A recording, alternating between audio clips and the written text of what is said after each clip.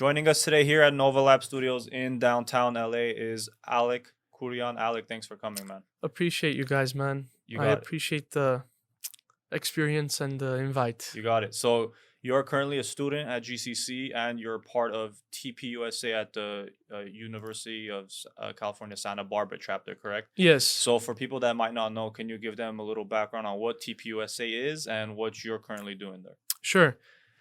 So I'm going to start off how I even got involved. Perfect.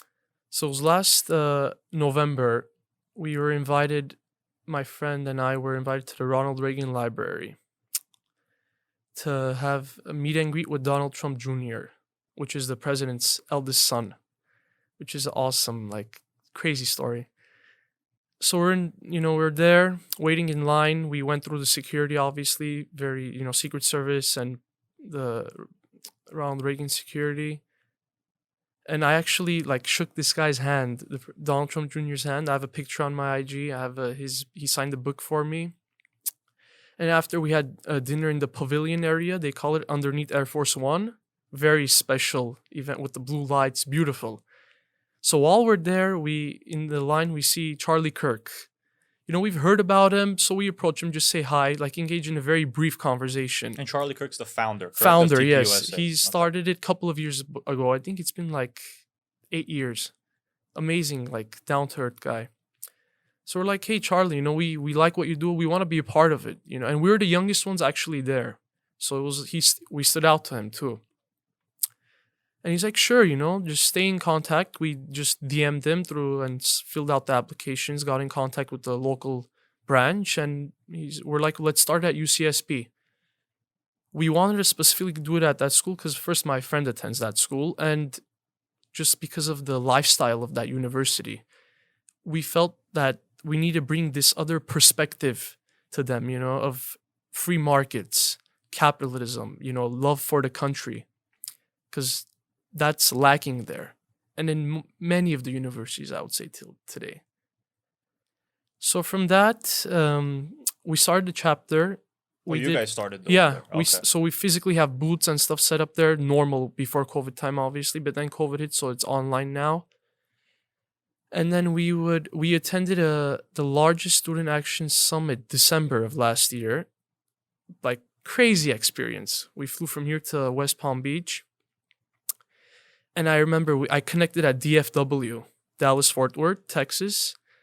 So as I'm connecting already to go from there to Florida, it was already starting kind of. I saw the turning point people were like, hey, yeah, we're excited. So it was my first time, very crazy experience. I learned so much I'm going to get into now. So I wore my America pin. I'm like, yes, now we're good to go. And then we got there and it was just 3-4 days we start early in the morning, education. We just learning basically. I met the deputy assistant to the president, Sebastian Gorka. I have a picture with him, just engaging in conversation. Rudy Giuliani, Sean Hannity, Senator Ted Cruz, Charlie Kirk, well-known names, Laura Ingraham. President Trump was there. I was 10 feet away from him. We learned Constitution, again, free markets, how to deal with situations if you're attacked at the school, because I have a friend in New York, her university was, they just upset people came and they're like, we don't want you here.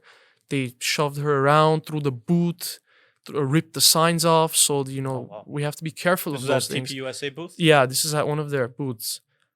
So we talk about all these things. It was just a very, the love for the country when we're there is incredible. I talked to firefighters there, West Palm Beach, and just an awesome experience. I learned more in that 4 days about history and life than I've ever learned in my high school or college experience. I can say that. That's good and that's bad. Because it's good because obviously you learned it, and it's sad and bad. It's that was only 4 days. And you've been going to school, however many years, and it's haven't been able to get that same level of knowledge. It's the first-hand experience. I'm a hardcore believer. It has to be done firsthand, It's just, and it's not sit down. You can get up, you can move around. It's a natural atmosphere. That's the way I personally think they can learn more, the students. Yeah, I agree. So what's the purpose of TPUSA? Why did Charlie Kirk found it? Because there is nothing like it. There's no conservative group that unites people. A Republican conservative group that unites people. There's nothing like it. It's the first of its kind. And now more than ever we need it, I feel like, in this country because of what's going on. It's just they're taught to hate the country at universities. That's what I see. And if you go against them, like in a nice way, they might lower your grade. They hold the grades hostage, let's say. How dare you wear a pro-police shirt in a university? You might get your car keyed. You might get followed. The professor might fail you. These are severe things we have to address and fight. And this was before all this fiasco started. This has been going on and on. So he saw that, hey, I need to create something where it's, capitalism, we love it. Free markets, love for the nation. Let me tie all that in together. Have good speakers from both sides. There was other people from the other side too. And let me get the youth on board because they're going to save the country eventually. And they can impact a lot of people. So that's what he did. That's his driver. And they do speaking arrangements, right? Of across course. the country at different And campuses. actually, and after the Donald Trump Jr. meeting and after the West Palm Beach, we got invited to go to his book signing event. Charlie Kirk took out a MAGA doctrine. So we went to Richard Nixon Library. I have a picture with him, selfie. It was very unique, 100 people. And then I thanked him there too. I'm like, we're very happy to be on board, part of the mission. And, we're going to continue fighting. It's awesome. And you were mentioning before, sorry. So you're 20. 20 years old. 20, not 20, 20. Yes. Okay, so turned 20 in June. So you're newly 20 because what are we now? Oh, September. So September. It's been a couple of months. Yeah. And I was telling you before we started, it's I think you're well ahead of your age for, especially in regards to discipline. You're obviously have a great interest in politics, which I don't think is a requirement to be a fantastic person. I think it's good to have a general idea. It's not, the specifics aren't for everyone. Frankly, the more specific you get, it's the messier it is, and of the course. More it's geez. But the fact that even at this age you're as involved as you are now is very impressive. So why are you already this involved, and how did you get this involved? It happened naturally. I never intended to, become a Turning Point USA person. My thing is, if I see somewhere wrong, or if I'm I'll be the person that does it then. I'll take care of it. That's why I tell people, hey, I'm going to run for president, If no one else can do it, I'll get the job done. It's very simple. Someone has to stand up and say, I'm going to do it. I'm going to back, let's say, law enforcement. And that's the person I am. That's how it just became. Because I saw so many flaws in the system where I'm it's time to fight. It's time to fight and bring awareness. People are losing their rights, their lives, And this country is the greatest country in the world still. I have no doubts about it. But we can always make it better. And on both sides. This is a both side issue. And it just started off like that. And my health aspect has a very big role in it. Yeah, go ahead and get into that a little bit. So it's actually, I lost my grandpa to a heart attack. This is about 12 years ago. I was 10 years old. 8 years old, whatever. So I was younger, but I still remember vivid, not that much. So and he was a doctor, dentist. So I still remember. And then my aunt got sick a couple of years later, very ill during giving birth, just very, very bad, to the point where we're going to lose her. Not only that, then the baby that, she gave birth to, he had a heart issue. So it was just slap in the face, and here you go, another slap in the face. And I was young. I was 13 years old here. I could barely remember, but traumatic events, my mentors tell me, it stays in the mind. You can't get rid of those. So I said, either you can make something out of this, or you're going to be a victim, cry all your life and stay cooped up in the house, say, oh, why did this happen to us? Why did this happen to us? I'm maybe this happened to us for a reason. for a reason, someone like me, now I have to carry the, not burden, but it's going to inspire me and motivate me to get off my asthma now and push even harder in life. And I'm not going to stop basically until the goals are achieved and until we have to get to where we have to get to. So then end of 10th grade, they would pick on me. I used to take karate, but I was skinnier. They being students at yeah, school? student. And, it was a group I was close with. But just, kid, childish act, stupidity. Oh, you can't do like 10 push-ups, 15 push-ups. I said, I had enough of this. I was fed up. So I drove to the gym with my best friend, 24 Hour Fitness in Glendale. And I just signed up that night of the school. And I'm just like, I don't know what I'm doing, but I know if I follow this path, it's going to lead me somewhere to get a structure. So I start eventually, and it's very hard to go into the gym not knowing what you're doing. And you can tell when there's like, professional bodybuilders or, cute girls that are in better shape than you get intimidated kind of, which you shouldn't now that I look at it, but it's a natural response. So I start going, I'm drinking, protein shakes, and I knew just eat protein and you're going to get somewhere eventually. And then going into it like a year and a half, I remembered I'm like, I've looked up to someone, very special and close to me, which is Alec Kourouyan. You guys had him on the show.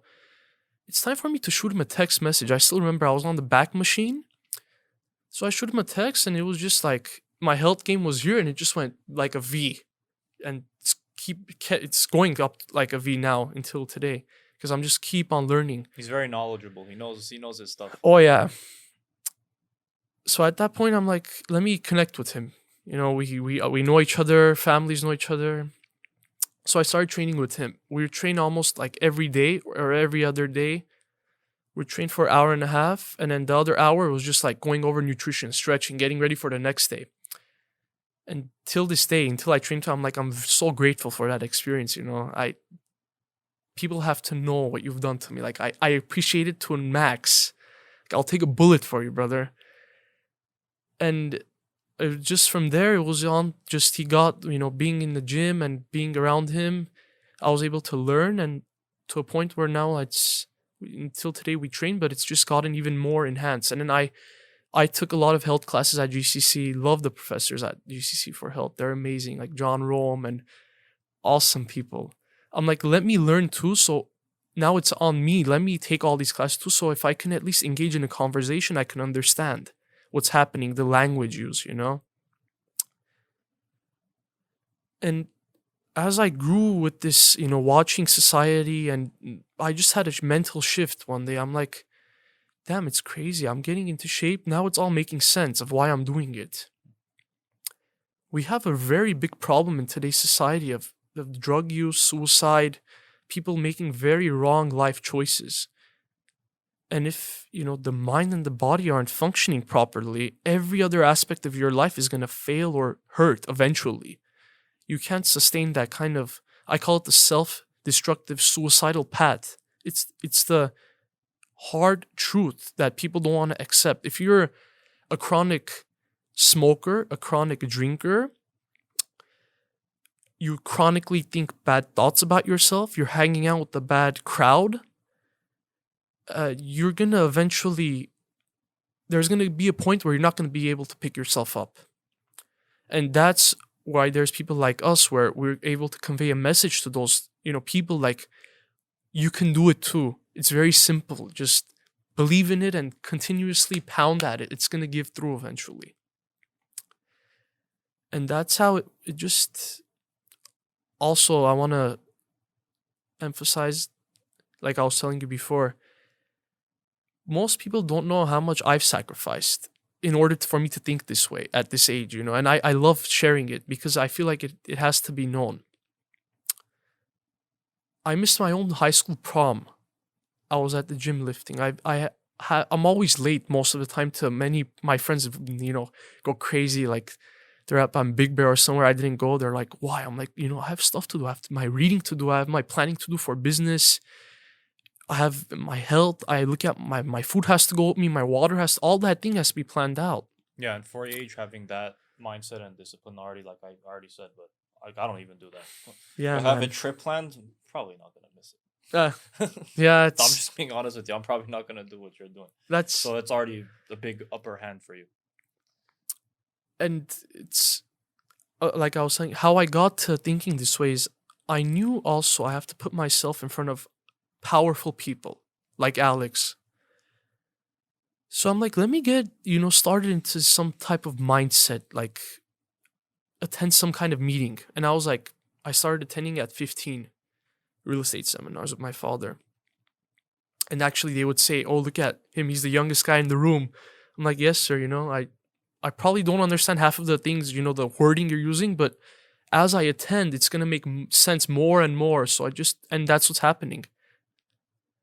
So I attended a lot of real estate seminars, and, Kent Clothier and Jay Scott Schill are two of the well-known names. And at Kent Clothier's events, speakers come 1 or a day and a half, other speakers to talk about other stuff. And I have the, honor of hearing these people of like Ed Milet, Jesse Itzler, Bedros Koulian, Sean Whelan. I respect Sean Whelan a lot, his word. And it's just a lot of people. So it was like my very first time into a meeting like this, okay? Imagine. Like when Ed Milet gets on stage, his net worth's 500 million plus, he's a very high caliber person. Just the way they carry themselves, like, wow, I want to be like this person more. What do I have to do? So I tell my brain consciously, I'm like, turn it on and take mental note of everything this man is saying. Because follow his footsteps and you're going to find your way to success. And, a lot of people say, well, this mindset game is BS, or they just take your money. Look, it's that way if you want to take it that way. If you're in it to actually get something out of it, you're going to get something out of it. So when I hear Ed Milet speak, I heard him speak the first time, gets on stage. He's like, I have a fever of 105 plus. My daughter just broke her nose yesterday. And he's not BSing. And I'm still here on time. So he's like, this is how life is. Something the university system is not going to teach you. Things change every nanosecond in the world. So you have to adapt, and you can't be like a little girl to those events. Like, he has a fever. He's literally sweating on stage. And he's still there speaking because he knows the value he can bring. And we appreciate that he's there. And he just covers so much great information, life-changing advice. So after listening to these people, that was the first time. Then I'm like, I have to go to these things as frequent as I can. So this was 2018, December. I have a sore throat. And I'm like, I'm on my phone and something pops up. Ed Milet is going to be at the Powerful Youth Conference in Los Angeles Convention Center, right here actually, close by. I'm like, wow, this sounds exciting. How do I get in? I'm like, let me, sure, I can pay the ticket cost, but there's always, if you're hungry and determined, you can always find different ways to get in. Again, like I'm saying, but you have to be hungry and determined, because just 1 second to try to find it is not going to work. You have to do your searching and digging. You have to dig deep. So I'm like, there should be some kind of promo code or something. So I followed like this Instagram girl, and she's like, go here. So I got a promo code. Plus I got 5 extra tickets. Incredible. I'm like, this is insane. And I'm like, okay. So I have a clearance now. I'm going to go. I'm still sick, remind you. Who can I give these 5 tickets to? I know they don't think like me, that they don't know this is like gold for me. So I call up my close friends. I'm like, you guys want to come? They're like, today we have like a party. I feel kind of like tired. Look, I'm like, man, you guys don't know what opportunity I'm giving you guys. I'm literally putting you in front of this person for free. Can you process do you know what that means? People pay thousands and they can't do that. Obviously, none of them came. So I'm like, time to put some shoes on and just drive over there. So I just drove over there. I still remember I had shared a story with almost everyone. I'm like, he was speaking at 9:30 p.m. I got there at 7:30 p.m. an hour and a half early, 2 hours early almost, just in case something happens to my car. The doors are closed, or I have to like walk a block because of the value. I'm literally running from where I parked to go into the convention hall because I want to sit first. I want to be as close as I can to this man because I know for the next 43 minutes, like he said, the amount of knowledge he's going to transfer to me is going to be incredible. And I have to be, you have to appreciate that. And that's what I did. I was running into the convention hall. They're like, this guy's crazy. I'm like, it's a good type of crazy.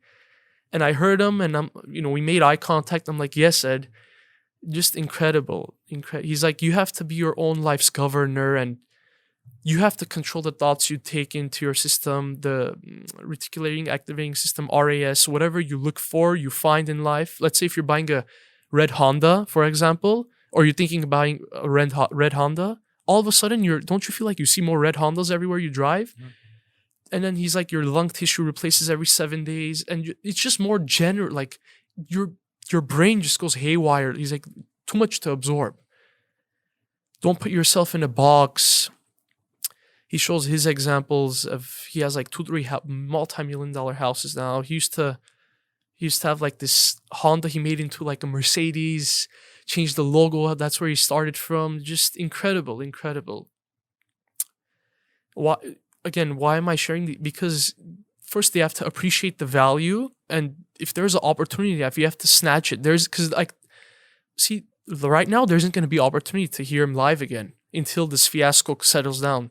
So you never know when it's going to be taken away from you. So when you have one, you jump on it. That's a good point. You jump on it as fast as you can. As fast as you can. Who's the last person you heard?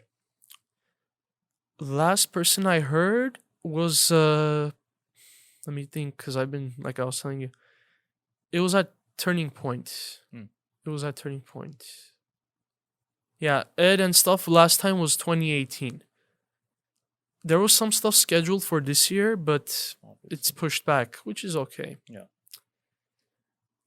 Yeah, I think I was mentioning to you when we were, exchanging messages before. Yeah. That I was fortunate enough to one time I went and I saw Ben Shapiro recording his daily show. We actually heard him live at Turning Point's banquet hall party.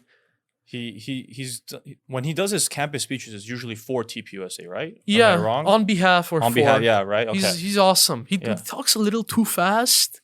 Everyone usually says that. Like business people that I respect, they're like, you have to be, take it easy. Even though sometimes I get excited too, because it's just like I'm trying to bring the energy and I'm trying to transfer as much as I can, but that's his style, you can't. And I respect it still. He knows it too. And it's because one of his either his most recent book or the one before when he was like plugging it on his show, he mentioned, he's like, so I did the voiceover recording for the audiobook, and he's like, they made sure to make it clear that I have to slow it down when I'm reading it. I didn't know that actually. That's funny. Because when I talk to like other friends, they all say the same thing. Like he talks so fast, and I can talk fast too. So I think maybe that's why when I listen, like it doesn't seem fast to me. I'm just like, I feel like I already. Yeah. I don't think I talk that fast, but I can talk fast at times too. So he's just like he's like a Lamborghini on steroids.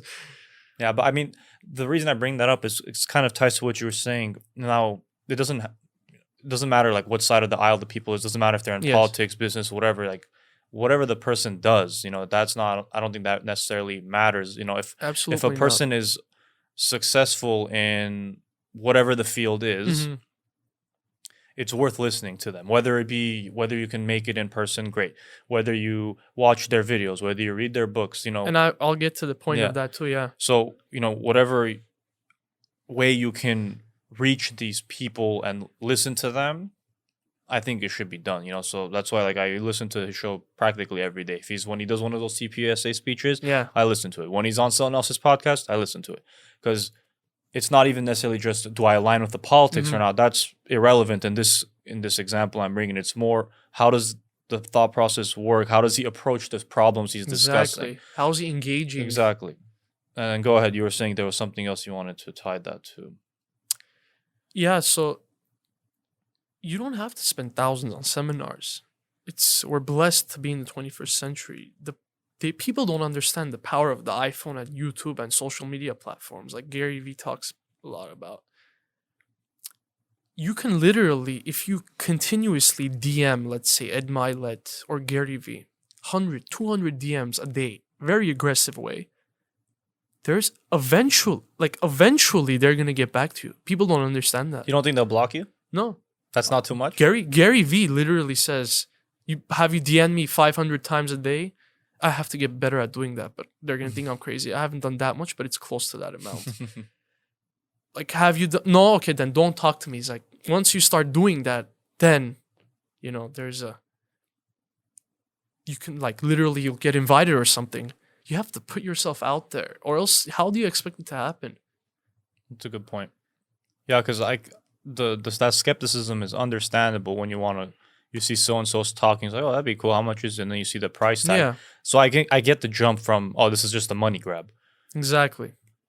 But then, and I don't know, maybe some of them are. The ones you went to, I'm sure you can attest to. For you, didn't seem like because I went through their thing, but there's a lot of BS they sell out there, no doubt about it. But you have to be awoke and know that kind of too. It's not like you shouldn't subscribe to everything you get. Yeah, that's the responsibility on you. Just like if you're going to university but failing, whose fault is that? You're not studying hard enough then. Yeah. So we were talking before we started about kind of what's going on. Yeah, it's like I was telling you before, I have a lot of law enforcement friends. I have friends in CHP, Riverside County Sheriff, Glendale PD. Happy to say Las Vegas Metropolitan PD. Very interesting how that happened, actually. And they're like awesome people. And, the fires right now and a couple of days ago, the county sheriffs that got ambushed, it makes me very sick and angry. And I want this podcast to get to them that I support them. You can say we. Thank you. And, let them keep their heads up. Sure, there's bad apples in every position, in every work environment. But saying as a whole, attacking the police, maybe some police are with you, people don't, what happened to that all of a sudden? Now it's just like, go get them. Doesn't work like that. And that's why I represent their pins too. I try as much as I can, because firsthand, I got to meet these guys just by being nice. It's not like I didn't do anything. I told myself anywhere I go, I'm going to talk to an officer. That's how like the Glendale PD thinks. So I see officer in line Chipotle. Officer, I just want to say thank you for what you guys do. And I want you to know, I tell the officer that there's people like me that are just scared to voice their opinion, that we do support you guys. And if you need help in anything, please let us know. Sometimes I do treat them to LAPD, like at Jamba Juice. I just left my credit card on. He's like, no. I'm like, no, it's on me, This is just a very small way of me saying thank you to you. And they just, sometimes they break down, literally break down. They're like, people are out to get us. And, there's this other side that we're forgetting about. And I'm like, this side is stronger than that side. It may not seem like that now. But I almost, like I was saying, Sean Whelan and very, very big names I listen to and respect their word. There's a lot of support for them. It's just not being covered. I don't know if the people that are all of a sudden or have always been or whatever amount of time they've had opposition towards the police understand the magnitude of difficulty that goes to in what they do. The stress of what they do, and in addition to the stress they bear, the stress their families bear too. Of course. I can't even imagine having a law enforcement officer as a parent, whether it be my mom or dad. Because imagine every day you're like, are they going to come home today? You don't even know. No, they think life, I use this phrase, is fancy and rosy. They're in this, Americana at brand La La Land. They need to be brought back to reality immediately. This nonsense on law enforcement has to stop immediately. And they don't understand. They don't, I know that because they get triggered and unfollow me, a lot of people, and that they think like they're just frantic. Oh my God, let's sit down, let's have a conversation. They don't want to do that though. See, they don't also want to do that, so they contradict themselves continuously. It's just like it's incredible. The politicization of it is what's also very unfortunate. The fact that now it's like where a regular person that's, let's say, an apolitical person that has no problem with law enforcement, that, let's say today, still apolitical, and today they say, yeah, I support police. All of a sudden, no, if you support police, you're conservative. And then if you don't, you have to be, it's like, why does it matter though? Why can't you be a very liberal person and support police? And why can't you be very conservative? And like, why does now you have to be a certain side to align with that? And then if you are a liberal and you vocalize your support for police, there's the chance of you, and like, let's say you have a platform. Let's say, like, imagine a celebrity comes out right now, like a high profile actor. Kim Kardashian. Kanye is slowly doing it. Yeah. So maybe like anyone else, whatever, take anyone else, maybe someone that's like vocally liberal comes out and says, Tom Hanks. Tom Hanks, he's one of the very other side. Sure. He comes out and he says, you know what? Also, I support our police officers. Dunzo. Well, Dunzo, as in the loud minority on social media, will make a roar about it. But it's like, why is this a controversial take? Because, like you mentioned, it doesn't really matter what your profession is. There are scumbags everywhere. You can be a cop and be a scumbag. You can be a accountant and be a scumbag. It doesn't matter. You can be a teacher and be a douche. You know? It doesn't matter. And there's a lot of teachers that are douches. I've sadly, been in their classes. I mean, that's not uncommon, because I've heard multiple stories. Fortunately, I haven't really encountered it myself with my professors, but I've multiple friends, family members that have been in school. They will explain the situation of how their professor is so like pretentious and thinks they're obviously you're above in the sense that they think they're above the law though. Even law enforcement is not above the law. Everyone should be held to the same higher standard. If you commit a crime, and you're supposed to get charged fairly to whatever crime you commit. And just be like, they would tell me, people, family, friends, oh, you shouldn't wear an America shirt to school. Why? This is like insane, bizarre. What's gonna happen? This is my country. We're in school in America. I can support whoever I want. This is our God-given First Amendment right. And just with the closures and everything, like Turning Point says communism sucks, and I'm gonna get into it now. Like, what we're experiencing now is a trial of communism. That's what I would like to say. So their logic has first of all, when you look at medical doctors, you look at their body, they're soft and sloppy. If you're a medical doctor and you're soft and sloppy, you're already losing credibility in my eyes. And most medical doctors don't know you have to go to the root of the problem. Pharmacists, so prescribe. Let's treat them another way. Let's treat them. Are you doing chiropractic? Are you training with good trainers? Are you consuming the right foods? Are you getting massages done regularly? These are all out of the equation. It's just vaccine and, take the pills. Just keep hammering the system. It's not going to... You're doing more damage that way. Of course, now there's certain scenarios where you need the pills. But general, like Tylenol, I have pain. Why? Assess the pain first and then take the Tylenol. See? That's what I'm... It's bizarre. Like barbershops should not be closed. Should never close down. I'll tell you why. They specifically go to school and learn how to sterilize the blades, the countertops, right? Okay. If masks work, why couldn't we keep all those things open? But remember, we can protest, riot, and loot, but we can't go civilized and in my barbershop, chairs have been separated. We're with the mask. So why couldn't we do that all along?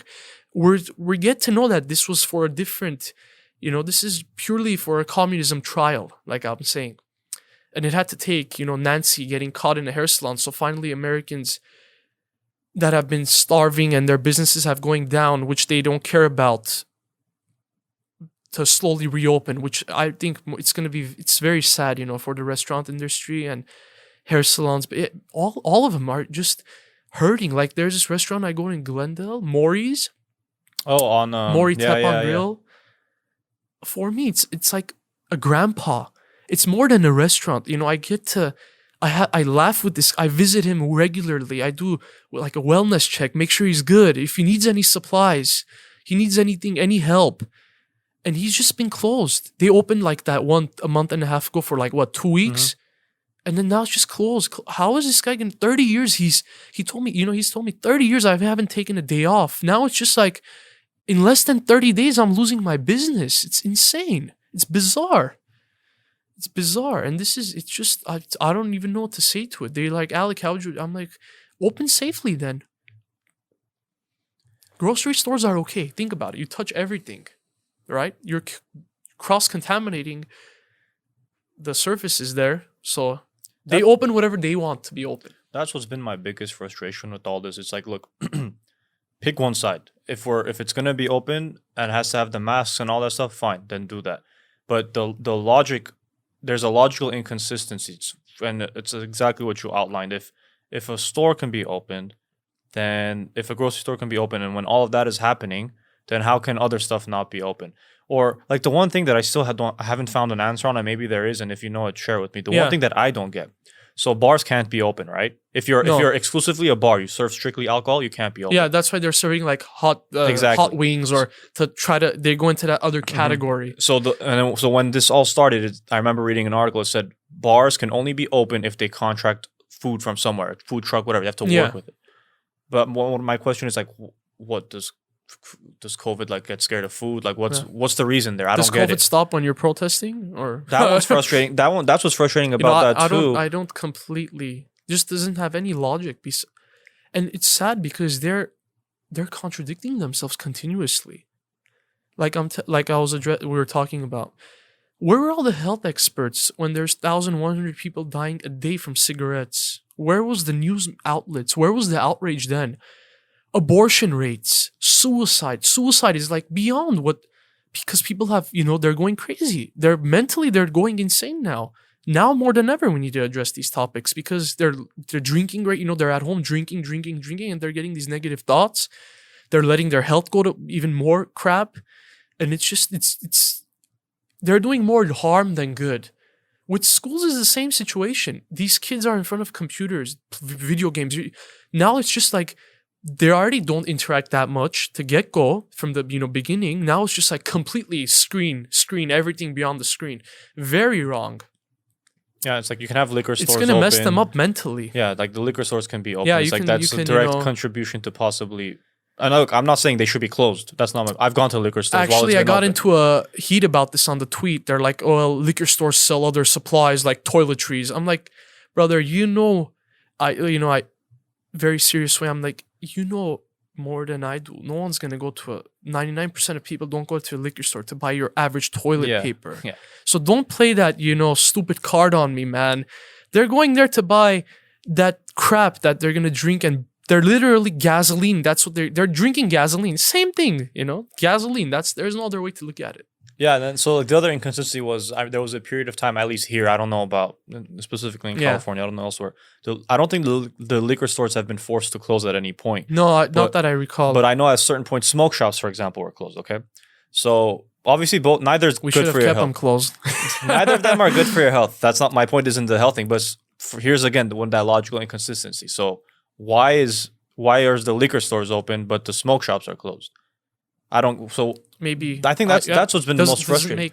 It's the most frustrating thing for me. It's like, look, can we just have a consistent line of thinking and a procedure so the people don't get upset? Because now, like if you're one of the people that says, I want to go to a restaurant, I want to do things, you're conservative or you're Nazi. You're just like, no, it's like, I just want to. Yeah.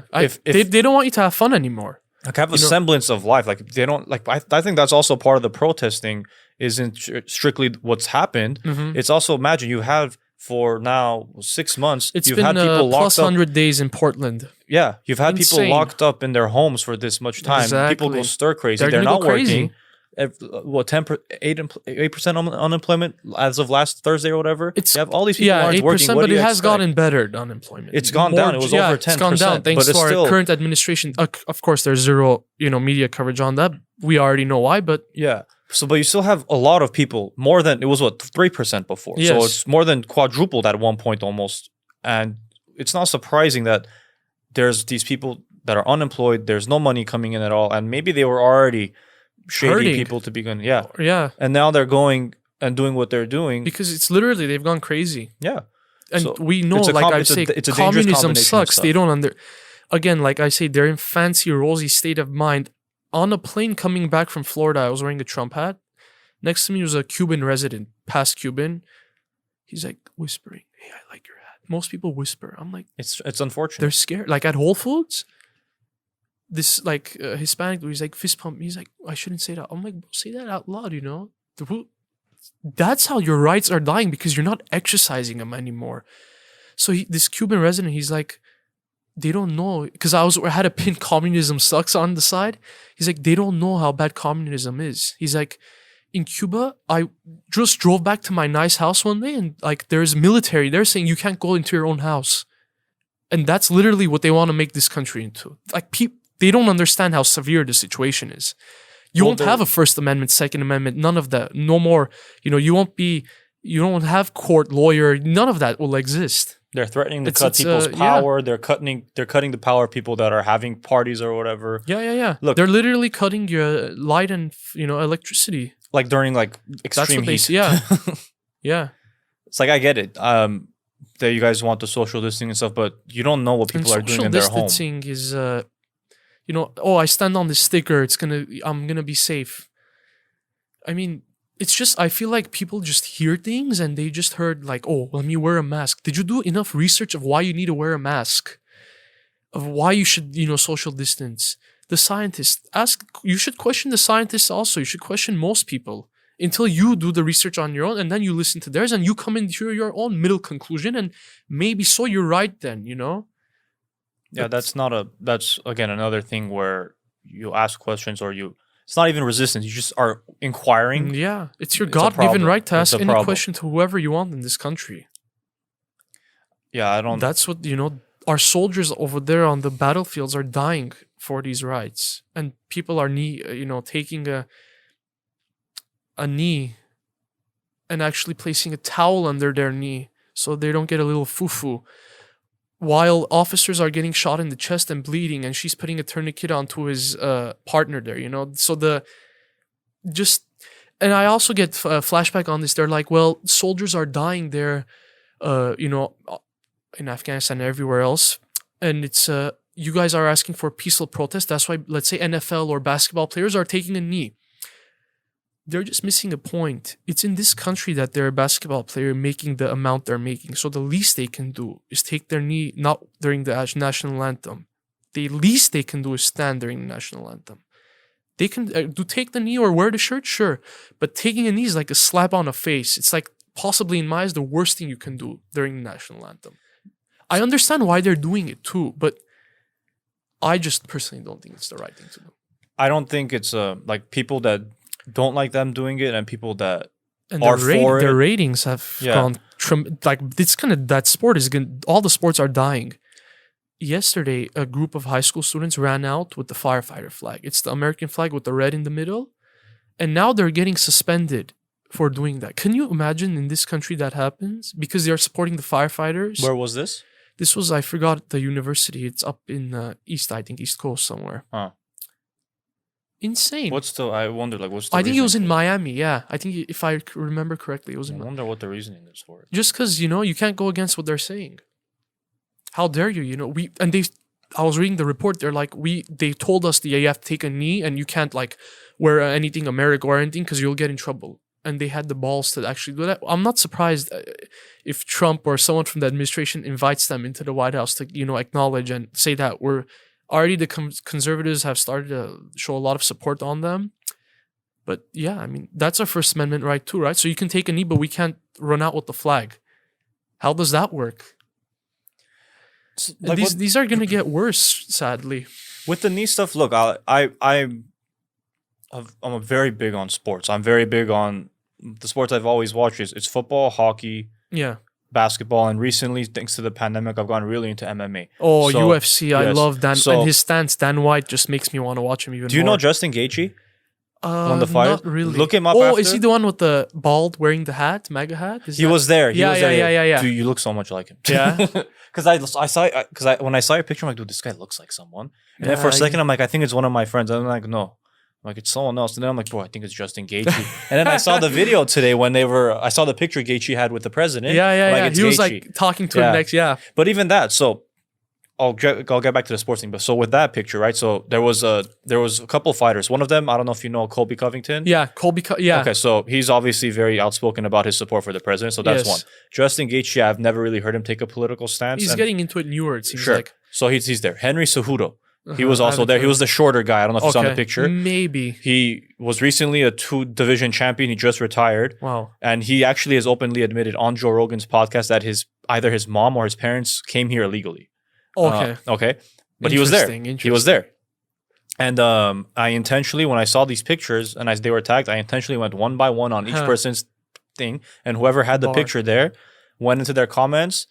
We saw a couple thumbs up. Actually, it was like kind of half. I didn't go too far. I'm like, I don't want to waste that much time. It was about half split. Some people like thumbs up, good for you. And then some people, I used to be a fan, bro. Why'd you do this, man? Oh, they're using they're using that card. And it's like, why are you bringing politics in? It's like, what's the politics here? It's just a picture. You don't know, like, what were they discussing? Maybe if it was a political thing, then I don't know. But I know that because they were asking Dana White, like, oh, what do you think about the fighters coming? He's like, I didn't even know they were coming. He's like, I don't know why they're invited. I don't know. Just chill. But that's so the sports I mentioned, so basketball, baseball, I don't watch baseball, but let's throw baseball in there too, and hockey, football. So they are openly doing like the pro BLM stuff and racism, all this stuff. Okay. Which, just on the record, I have so many black, and they say black Americans, that's how they refer to them. At Turning Point, I met Rob Smith, King Face.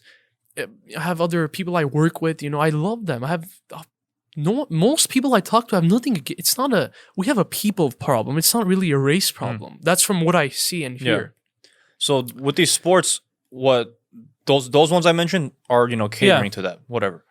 And then you have the UFC, who I think this is the way to handle it. So, and I'm not saying because Dana White seems maybe a conservative. He's been at the last 2 RNC events. Yeah. But because I remember, I think maybe it was the events like right after the George Floyd thing. I think one of the black fighters came out with, he had a shirt. He did something. He did something like in line with George Floyd in support of him. Okay. I forgot what the act was.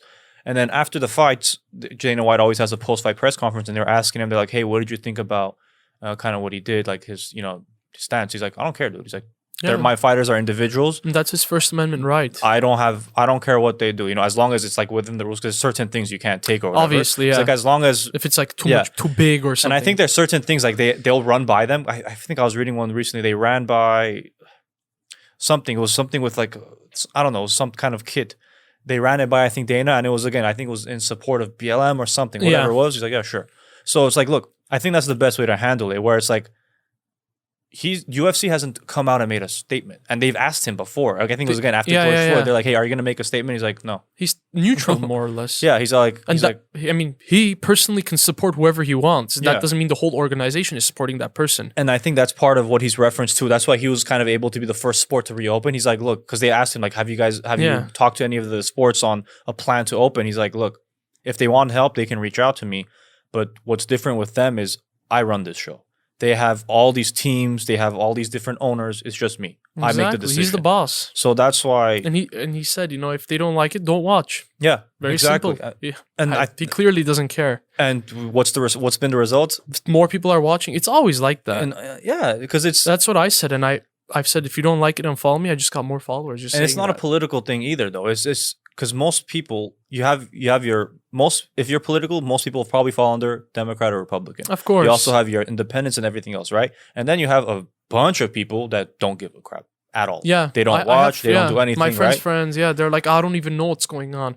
So generally, those people are... Which is good and bad, but you should know what's going on more or less. Like a general thing, I think.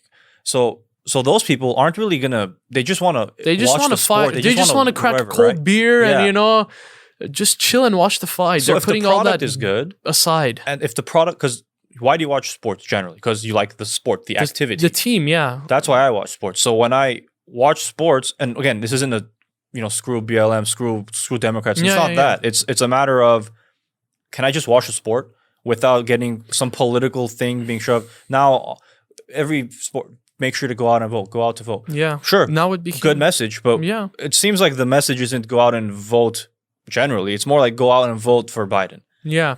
I don't get the Who impression doesn't they're know where saying- he is most of the Yeah. time, and we have to address that now. Yeah. Like, We'll I don't address get that whole thing because look, they don't explicitly say because they can't say. I don't think And they they've can never say that. have going back since you watch sports. I don't Has it remember ever them been doing it like last this? time. No, When did no. sport people become a pro politics all of a sudden? So I think it's been more so probably during this administration. I know when the Missouri, who was it? Was it Michael Brown that got shot in Missouri? There was a young black man that got shot in Missouri. I think it was during Obama's administration. I'm forgetting his name. It was somewhere in Missouri. Do you know what he was doing, or Was this a Zimmerman case? George Zimmerman? Was that in Missouri though? That This was might have been a different one. Florida, That was Florida. from what I remember. He was hiding in or something. So this one, whatever it was, I think this He one was on like neighborhood patrol or something. See, like stuff like that, you should let law enforcement handle it, bro. Neighborhood patrol. Just because you hear someone in the bush doesn't mean I'm very against that. You're not a cop. No, bro. There's non-lethal tactics, words. Like even most cops, they hate to shoot. But if someone is charging with them, this is what they don't understand. If someone is coming to a police officer with a weapon, multiple times, drop it, man, drop it. Like I see videos, please drop it, to the point where like they're like 2 feet away. Okay, like now we have to open fire. And sure, some of them like don't do that. They just open, which is obviously wrong, and we have to address that. But most of them are like they don't like to use force. They want to calm it down. They always try to de-escalate, not escalate. And the thing I don't get is, okay, so obviously I think most people, if not all people that are like pro-police, for example, I don't think anyone will say they're flawless because that's factually incorrect. No one. It's Everyone factually has their incorrect, imperfections. Right. So that's obviously given. I think 100% of people agree there's flaws with polices. Obviously, some think it's much more extreme. So if there are flaws, okay, they're funded already at the amount they're funded. Which is very low funding to get going. Whatever the amount. So cutting that back is not going to help. Exactly. So whatever the amount is, you already think they're flawed. So your solution to this is to take more money away, and now it's going to get better. So whenever there's someone with a knife, just remember you're going to call a social worker. Yeah. Oh, because that's where the money's gone to open a new basketball court. Let me come and drink a green tea, and let me explain. My child is just getting harassed and raped here. Who's going to respond to that call? Who? Can someone tell me better than police? Well, is there a better solution? Well, case in point, when the thriving nation of Chaz opened in Seattle, the police chief, who was a black woman, she was a good chief too. Resigned. Probably was like, thank goodness I'm out of here. So she was saying towards the beginning, because those morons were blocking the entrance. Usually, on that note, sorry, I don't. The recent shooting here in Sheriff County, they're actually blocking the emergency room exit and enter. And these people, that is just a sickness. That was in LA, and they're chanting, right? Death to the officers. Yep. We hope they die. We hope they die. I mean, incredible. I've never seen something like that. It's beyond. And obviously, when you block hospital entrances, that's a threat now because there's people that are actually in need, so they move them away. Willingly or they're going to move you away, bro. They're not going to keep you there. But just had to throw that in there because I just came to my mind. On that one too.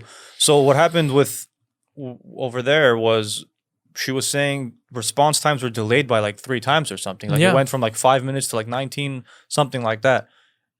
To go into their little, poorly constructed homeless center. They're using the city's electricity though. Yeah. And mind you, there's businesses that are like trapped in there. Like there's people that couldn't care less, that are just trying to live their lives, do something that have unfortunately fallen under this little area. And the crazy thing is, some of those businesses help these people out. They gave them water and stuff. But for them, it doesn't matter. It doesn't matter. You help me out, still doesn't matter. See, I don't understand.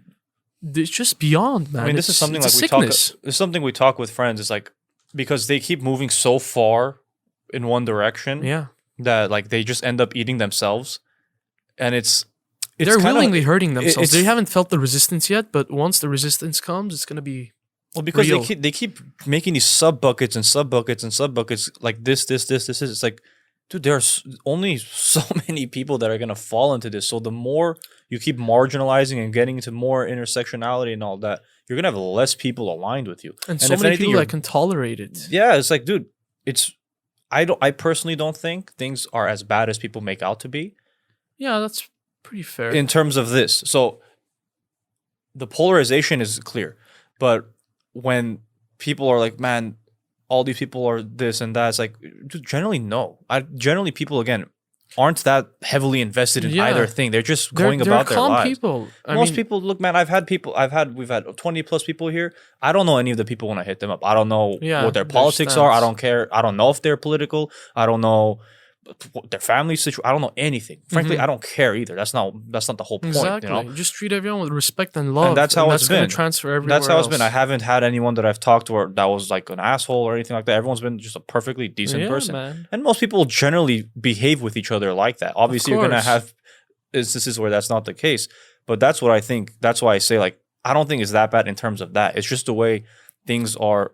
And the thing that always is the driving force of this is the media. The media will portray things, and it's not just it's to be honest, both sides. It's both sides. But obviously, most of the mainstream media that people that will get inundated information from is to the left. Of course. Okay, so that's not a debatable thing. I don't think. Then you it's have just someone what it like is. Tucker Carlson. Again, he says stuff that I agree with. He says stuff I disagree with, and that's really most people. But again, it's when these outlets where people, because if there's no news, are you gonna know what's going on? Am I gonna know what's going on? No, right? That's so this is how people are gonna get their information. Exactly. So listen to CNN, listen to Fox, listen to smaller BBC outlets too. in the middle, and you decide whatever's right in the middle. That's something Shapiro usually, I've heard him say multiple times. He's like, listen to CNN, listen to Fox, listen to whatever you hear both of them saying that are aligned. That's probably what's happening. More or less, they're similar in a weird way. Well, they're both like the headlines, the stuff. They're both breaking news, like CNN, COVID cases on the right. You see them adding up slowly. This is just a mental game. Yeah, they're trying to mind. I don't want to use the F word. Yeah. I mean, you can say whatever, but that's mind fuck the public. Sorry for my French there, but that's what they're doing. And it works. It's it's. So why do you have to have the cases, on the right side of the screen, fear-mongering, slowly going up? Like, you're psychologically, you're damaging them. That's serious stuff, man. Like we were talking about before, and talk about psychology. I mean, our president, Joe Biden. I mean, imagine if he sits through an interview or a podcast like this.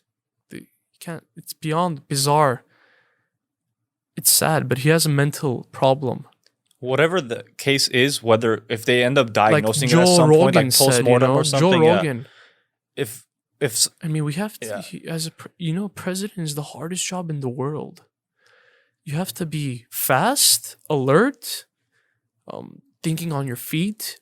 There's hurricane. You're meeting with leaders, Mr. President. Secret Service is walking in briefing. You have to be top-notch Lamborghini lubricated engine.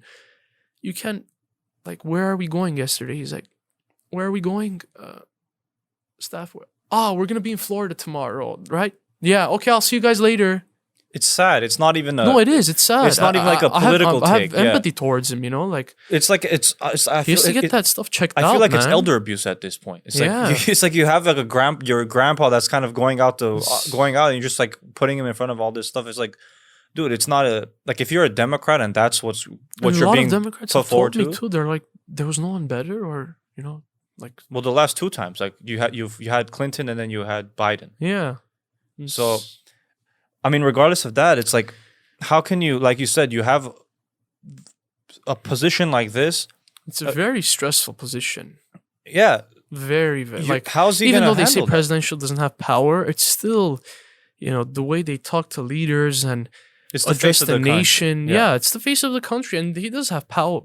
Medal of Freedom. He can give he has a lot of power. Yeah, obviously Executive power the with Congress federal is government. very important as well. But again, the face isn't the Congress. The face who's Exactly. going. They're not hurting all of Congress and going to here and different there might nations. be certain senators on board meetings or in the plane, specifically for that situation. But most of the time, it's just him and the VP and our beautiful first lady that traveled with them. Hands down, most gorgeous first lady, probably since JFK's wife, I would say. That was what 60. Oh, something. obviously, So I it's been wasn't some alive time. until then, It's but been I follow. 60 years since that, right? Yeah, there's just good energy they have, both of them, But- in my opinion. And I was telling you, I attend real estate seminars. I had the blessing of going to Trump Tower. I don't know, have you been in New York? I don't want to go to New York. No, this was before the fiasco. 2 times No, I went. even before. Like I'm like, there's too. Huh, There's just- too. I want to be able to go somewhere where I can drive. Yeah, that's true. But yeah, it's go ahead. just- So you it's- were there. You I went went to that. into Trump Tower, and it's just, when you look at it, it's the mental endurance you have to do deals like that. To imagine that beautiful staircase, and how everything is set up is just incredible. Being a billionaire is very hard. Being a millionaire, being a thousandaire, as they say, is.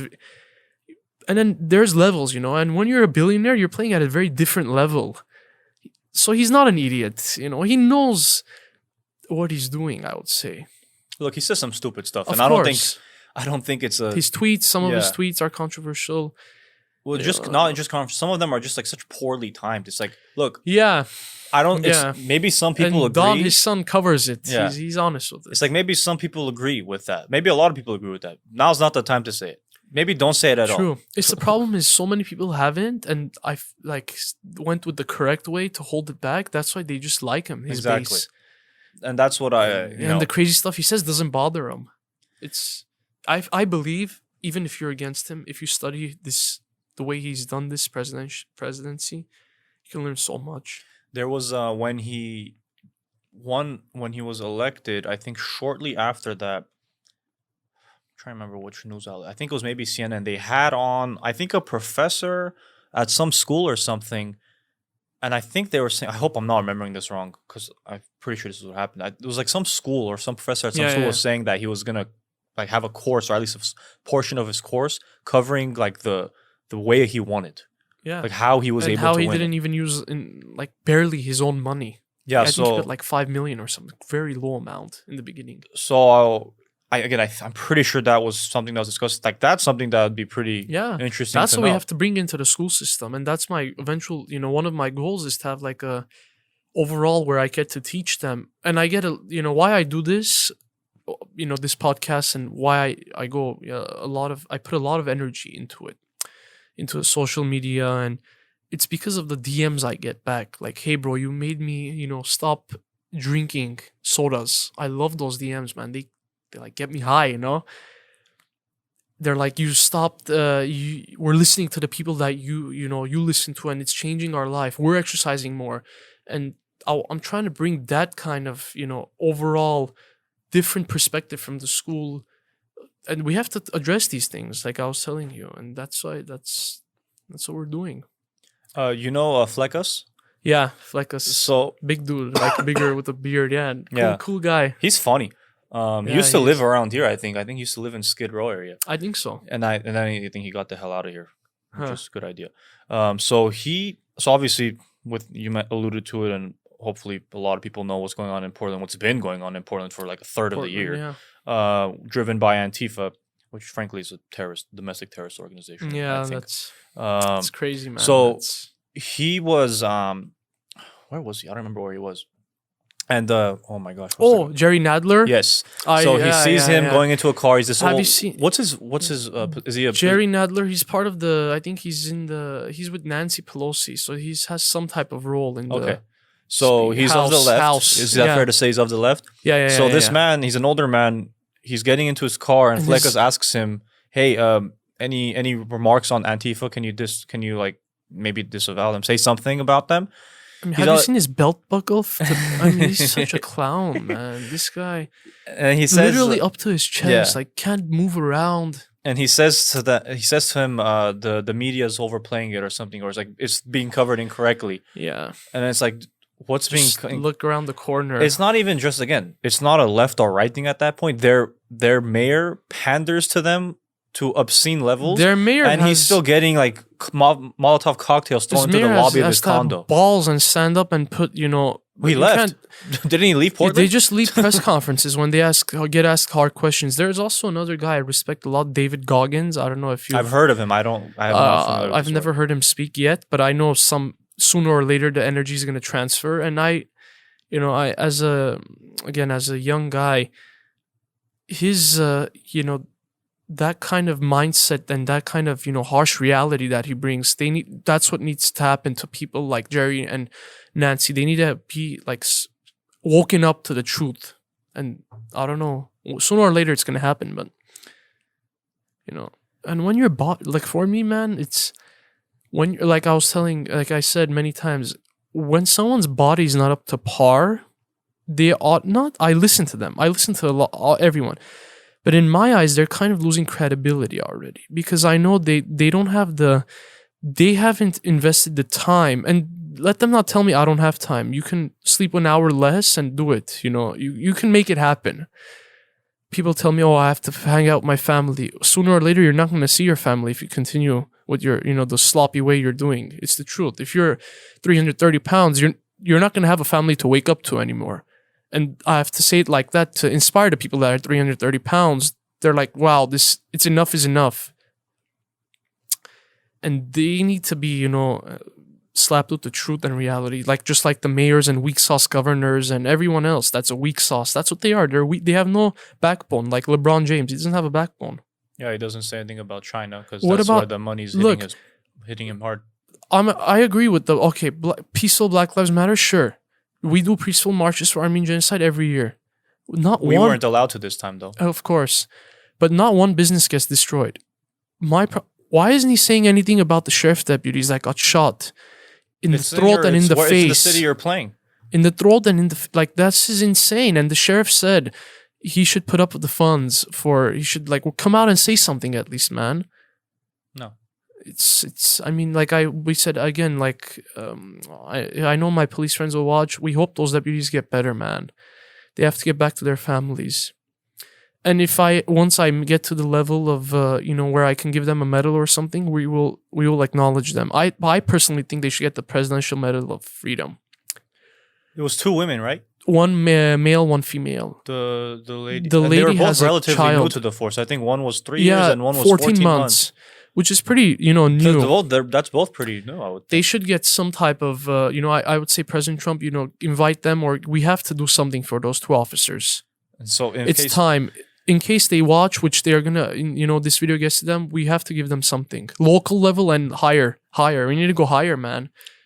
And in case people haven't seen it, and frankly, if you haven't seen it, it's a very disturbing video. You're lucky for that reason. So where was it in LA? Do you know? It was in the Compton Metro Link. It was somewhere in Compton, I believe, because I remember someone shouting it in the video. It's caught on a security camera. There's 2 sheriffs. They're in a parked car. They're facing basically this way, and the suspect is coming from the side. Yeah, he comes to the side to the passenger window, and just points the gun out and shoots. Execution style. Yeah, shoots and then just scurries off like a coward, like the coward they are. And then I saw a video of one guy in particular just yelling and clowning them, like he was just having the time of his life. Like these guys, we got another one. Yeah, these guys got capped. These guys got this and that. It's I saw that video. It made me very angry, man. It does. I had to hit the bag that day actually. I was doing punching on the bag. I pretend like that guy's face was that bag. Again, why does anyone get shot like that, and it's acceptable to feel that way? Whether they be a police, narrative. Whether it's a civilian doing it to a cop doing it to a civilian, a civilian doing it to a civilian. What if those people supported, the peaceful protesting? Is that just the lady was Hispanic, right? Yeah, and I don't know I don't remember. Male looked like he was white. Okay, so you have one minority, one, and they white, look like they're very fair and balanced officers. You can tell, you can read, you can see from psychology what kind of people they are. Body language speaks a lot, tells a lot about a person. So it's congratulations. What did you just accomplish? Nothing. And then you're blocking them, like you're mentioning there. Well, in his eyes, he did accomplish something. Did they catch them? No, not yet. Oh my god. Not yet. He's out on the Yeah, he's still free. Yeah, that person needs to face. Yeah, he needs to be charged. Was it a guy? I couldn't even tell. He looked like a male man. He looked very small. Yeah, sure. He was fat, he was waddling away. It was very, very. It's one of the most graphic things I've seen. And hands down. And again, like I don't, maybe they have. President Trump addressed it. Of course he has, but the Newsom, Garcetti. Have Eric you heard Garcetti anyone? said something. I give him some credit. Was it like, don't do this? Yeah, he said we don't condone that kind of action towards our at least local that much was sheriffs. Governor Newsom, I haven't heard anything yet. Like, that's your state. You gotta say something. Oh, you should go visit. If I was a governor and I wouldn't leave their bedside, man. And I mean that. I seriously wouldn't. Like these people are patrolling the streets, and they're like I put a video on my IG. They're absorbing the violence. They're the front line. You know how hard it is to wear a bulletproof vest and go and do this type of job. It's a very and a lot of them sadly do take their own lives, and it's gone up now because of the stress. They don't know how to handle it. And I tell people that are on any of those thoughts, you guys have a place in society. It doesn't matter what you are, who you are. Even if you're a homeless person, there's a reason for you to be there. And people like us, we're gonna help you, and we get to learn from each other. Every person has its own place in the world. Yeah. Doesn't matter your hair color, your skin color, your what beliefs you have. Doesn't. It's human to human. It's one human race. We have to address it as that. The skin color and it's stupidity. The thing that I don't get is like so black people for Trump and black people against Trump. It's like if you're there's a lot for. Yeah, but then what I don't understand is how like if you're pro Trump and you're black and you're not for Trump and you're black, how you're whitewashed, you're Uncle Tom. That's like, why? Just because they why is that just what yell you are? like you have what you've been. And he's done criminal justice reform, like, black unemployment rate, the lowest it's ever been, Hispanic unemployment rate. These are facts. These are not just things I'm just saying off of top of my head. Too, but it doesn't matter, right? It doesn't matter for them. And he at his hotel in Vegas, actually, Trump Hotel. The first person there was a black man working, and I tipped him. I'm like, bro, in his hotels, there's more of those people working, African American, Black Americans, Hispanic Americans. He's hired and fired more people like that than probably most people. He has interactions with these people. That's why they love him so much too, I would say. I don't get where the racism statements even come from. Like I don't get what he's said that even come close like they to said, insinuating okay, you that should he's come to a against black country. Look, they're like, there's a lot of rapists and people coming into this country illegally. That's true. Yeah, that's factually When correct. we travel as a civilized manner, we're still citizens of this great nation. With the U.S. passport, we're civilized, mind you, right? We have to go through all the checkpoints, Schwab thing. So, and that's because we still have our documents. How do you expect just to walk into, Europe or America? You just can't. It can't work, man. And the problem with that is that the American people aren't going to get jobs and the opportunities. It's going to go to those people. That's the argument. Second part of the argument. When more of the immigration comes illegally, then the jobs that are needed for the Americans are going to go away, kind of situation. Yeah, because they come and they're going to steal your jobs, and they're going to be hungrier, and they're going to take it. I'm sure the process of getting in can be better. I don't know no what doubt it is. about that. I don't know what the process is, but I'm sure it can be better. From what I've heard, it's a lot of lines and application process is lengthy. But you're coming to the greatest nation in the world. It's not going to be, one day. Yeah. Easy feezy, application. The solution isn't let me hop over or let me get smuggled in somehow. That's not. And then when you get thrown out, if you're caught and get thrown out, to have I'll try and put myself situationally with the counter things that I don't agree with. So I can try and if I come into a situation where I'm having a conversation with someone that's on the other side, okay, what's my rebuttal to what they say? Exactly. And also, is there maybe merit there? Is there something I can align with? So when it comes to coming in illegally, because look, my parents came here legally. No bunch of people here were of Armenian descent. They came from either maybe Iran or Armenia, wherever they went from. And they started from nothing, and slowly they built themselves up. Yes, but they came here the way they're supposed to come, and when they're and then propagating that, Trump is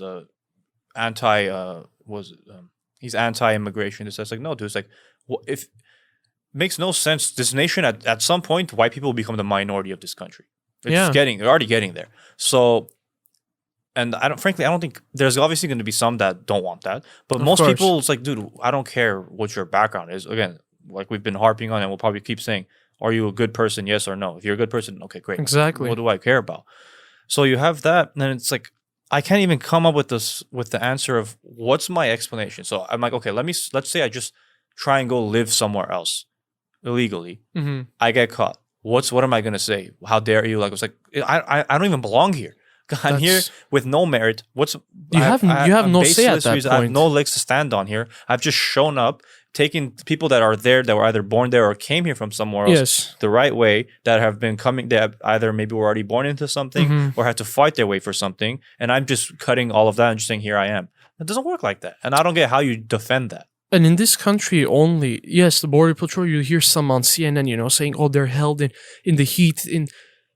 If you try to cross illegally, the Border Patrol and some people like collapse from the heat in the deserts. It's crazy heat there. Our U.S. Border Patrol takes those people in, gives them food and stuff, and basically says like, okay, try again. Tell me where else they do that. Where the cops are actually like, most people don't know this. They're giving them, they literally give them first aid help and take them back and say, okay, come in, like, try again. Incredible, no? Give them water, food, everything. They're telling, they separate the kids and stuff when they're coming in. What about Obama? Yeah. The porter in chief. But yeah, this president has done more for Black Americans than Mr. Barack, Mr. Hawaii man has there. It's true.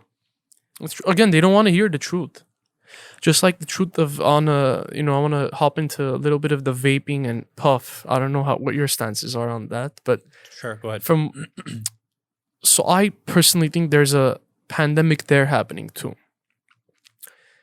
And I've been saying it for all along, years and years, months and months.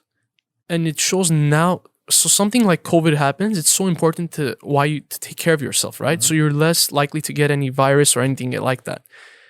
But these kids that are just, vaping continuously. If we have 14, 15-year-olds drinking White Claw, they think it's like the cool drink, alcoholic. And then like vape. It's incredible. They don't even know what they're doing to themselves. They just subconsciously keep on doing it. So you're specifically talking about underage people doing it, or just in general? Even in general, but from what I see is just the underage youth is just incredible. It's beyond like what I was looking at around like at Americano or somewhere, at the schools, or I attend like a cousin's younger 5th, 6th grade graduation. They're just like, they think it's cool.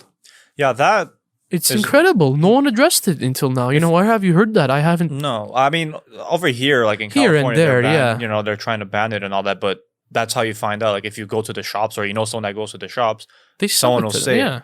But otherwise, like it's not like heavily covered.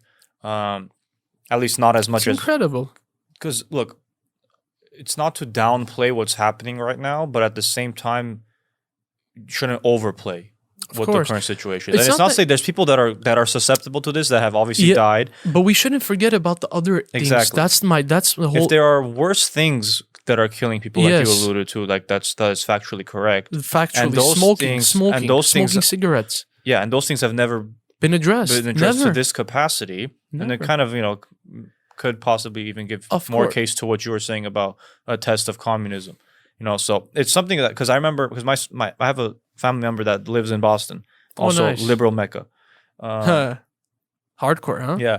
So over there, when all of this was happening, was it the mayor of Boston or somewhere else? I think it was the mayor of Boston. They were trying to institute a curfew. It's like, I'm like, I think that's, I don't. They did that here too. Well, that was during the protest. Okay, they just, what was the reason to do a curfew there though? I'm pretty sure this was because of COVID. They're like, so people aren't out. Oh, okay. I think, if I'm not mistaken. Just so they don't go out in groups or travel to family. Hopefully I'm not butchering that. I don't know if it ended up actually happening. Because I remember they were telling me like, So that to me, whatever you want to, whether it be aligned with communism, whatever is that, to me, it's like, you're pushing it now. Because I think each additional thing they've done, let's see how much, to me, it seems like, let's see how much we can get away with. We went from 15 days to slow the spread to, it's going to be up bizarre. 15 months. Yeah. 5 months, 6 months. I'm not overly conspiratorial. So I try and, with whatever information there is in front of me, I try and assess off of that. So again, based off of that, it's like, look, I feel like this is as much of a hands-on government as I've seen, at least statewide. Federally, Trump's been saying, let's stop.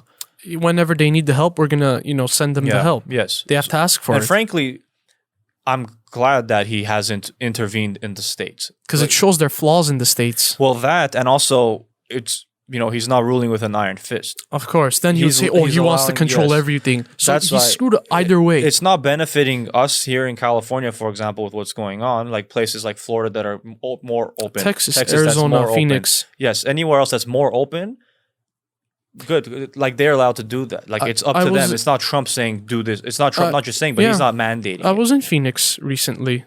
Indoor dining, beautiful. Friday night. 6 feet apart from the same, let's say there's a group of 6, 7 friends, they can still sit on the same table because they casually see each other.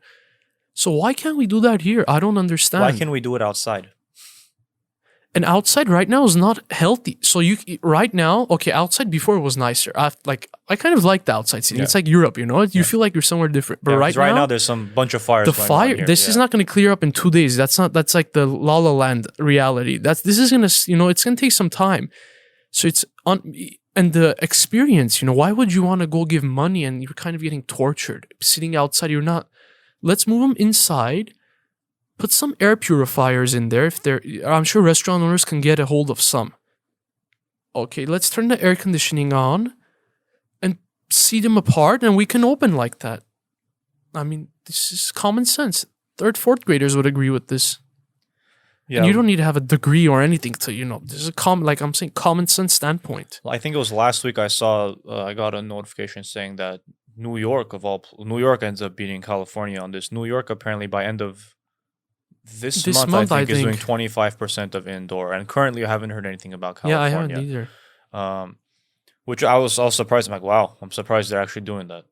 But, Governor Cuomo, great, finally, at least you're doing something in that direction. We need to get the economy, man. And I'm not even saying this as someone I'm not like dying to go eat at a restaurant. I'm not either. I'm just worried. I'm thinking I have empathy towards the restaurant owners. That's what has to be factored, man. Look, majority of businesses are not big corporations. They're small businesses. The big corporations are going to be okay, more or less. Look at Walmart. Look at Kroger's. Look at Chipotle's the Targets and Pandas. Well, even I'm sure those guys are getting hit, but like grocery store wise, for example, like those big, they're fine.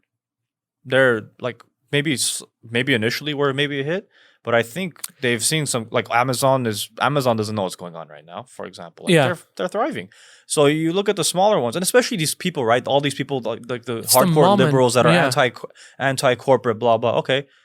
So what about the small businesses? Contradiction. Like Joel's and Sam's Pizza Shop. No, they're the one that's going to be hurting, not the Domino's. Yeah, let's go vandalize the business that have no say on any of what's going on. Again, mind you, from COVID, they've been hurting already. So imagine the toll. You've been closed, open, close, a game. Now it's just like, now there's a war on the business. It's these people. It's, it's sad, man. Oh, and then I love this one. The people saying, oh, they have insurance. Which one is it going to get? It's not, who cares? Even that. There are certain pictures in Maury's where insurance you can give $1 million. You won't have those, signed pictures with him anymore. The memory of the old carpet and let's say the red paint that chipped, it's the whole experience. Well, besides that, insurance isn't exactly a 2-day process. Yeah, it's going to take months to years to rebuild that. And it's not the, same flavor. Where I lived last year, there were fires as well, as usual. But the fires last year were close to my place, so we were impacted, so we had to do an insurance claim. The claim today is nowhere more progressed than it was last year. Because they're going to get stressed, overwhelmed. There's a bunch of people. So now you have all these businesses, and it's not just all these businesses across the country. Exactly. And it's not just State Farm isn't covered. You have State Farm everywhere. You have all these big insurances everywhere. Farmer, State Farm, so all these Mercury. places, and the smaller ones too, are getting all these files. Like, it's just like when the system gets overwhelmed, it's a problem. When the police get overwhelmed, this is going to be a big problem. Insurances, get over, businesses get over. There's so much you can take, and there's going to be, it's a tipping point comes, there's a certain, you break down. It's, it's very unfortunate seeing it, like the livelihoods that are being destroyed everywhere. Like, it's, I don't know, man. It's very. It's weird again. The logical inconsistency again. It's like I'm marching on the street for this person that died. At the same time, I'm ruining all these other people that aren't even related to. I'm ruining all of their lives. Exactly. It's like I don't think I'm marching here, but I'm having abortion and killing babies there. So it totally makes sense. And again, a lot of those. I'm sure. Look, if you're a protester and you're legitimately peacefully protesting, and you're not, police are going to be with you, not against you. And in general, people are, look, what's the argument going to be? Like, let's say, for example, if I don't agree with what you're protesting, but you're not harming it, what am I going to say? Nothing. Right? You can't do it. Like, if you're doing it the way you're supposed to, where you're allowed to, of in a manner you're allowed to, then it's within your rights. Go ahead. But once you take, and that's what, I'm sure those people that are doing that are incredibly frustrated, because generally what's going to end up happening is like, no, they're not protesters. It's just a bunch of looters out there. Right? Yeah, and it puts a bad name on the actual people that are following the rules and the laws. Yeah, so it's a bunch of people that get screwed out of all of this. And I have some good, you have to stand for something or you'll fall for anything. Life is just generally like that. Whether that's why I stand for like health and politics, and if you don't have a good stance, you're gonna give in to the weakness and softness of society, whether that's drinking and it's that's what I learned with health, and I transfer into politics is you takes years to build, but in an hour you can mess it up so bad, just like Warren Buffett said, years of reputation in 1 hour you can be all gone. Mm-hmm.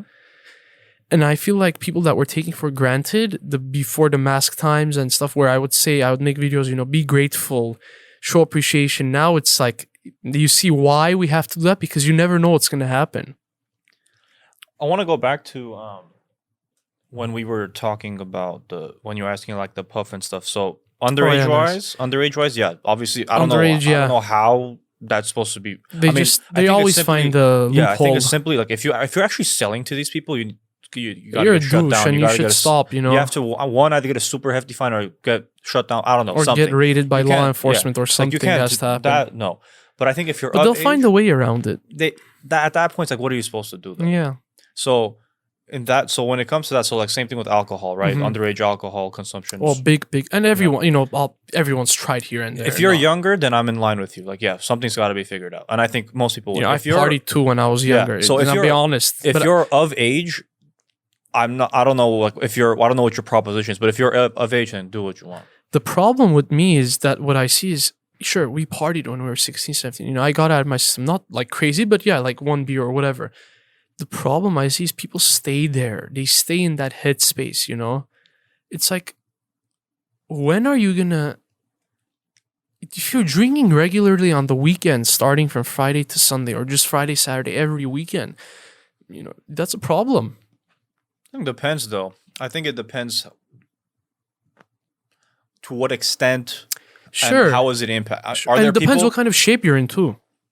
Yeah, but I mean, I know people that will do that maybe regularly on weekends. They're fine. I don't know. They look fine, but their liver enzymes aren't fine. Stuff, when it comes to that, you know what I mean? I'm talking internally wise. I listen to Dr. Eric Berg. But that's not our concern, though. We can't be concerned about every individual's actual health.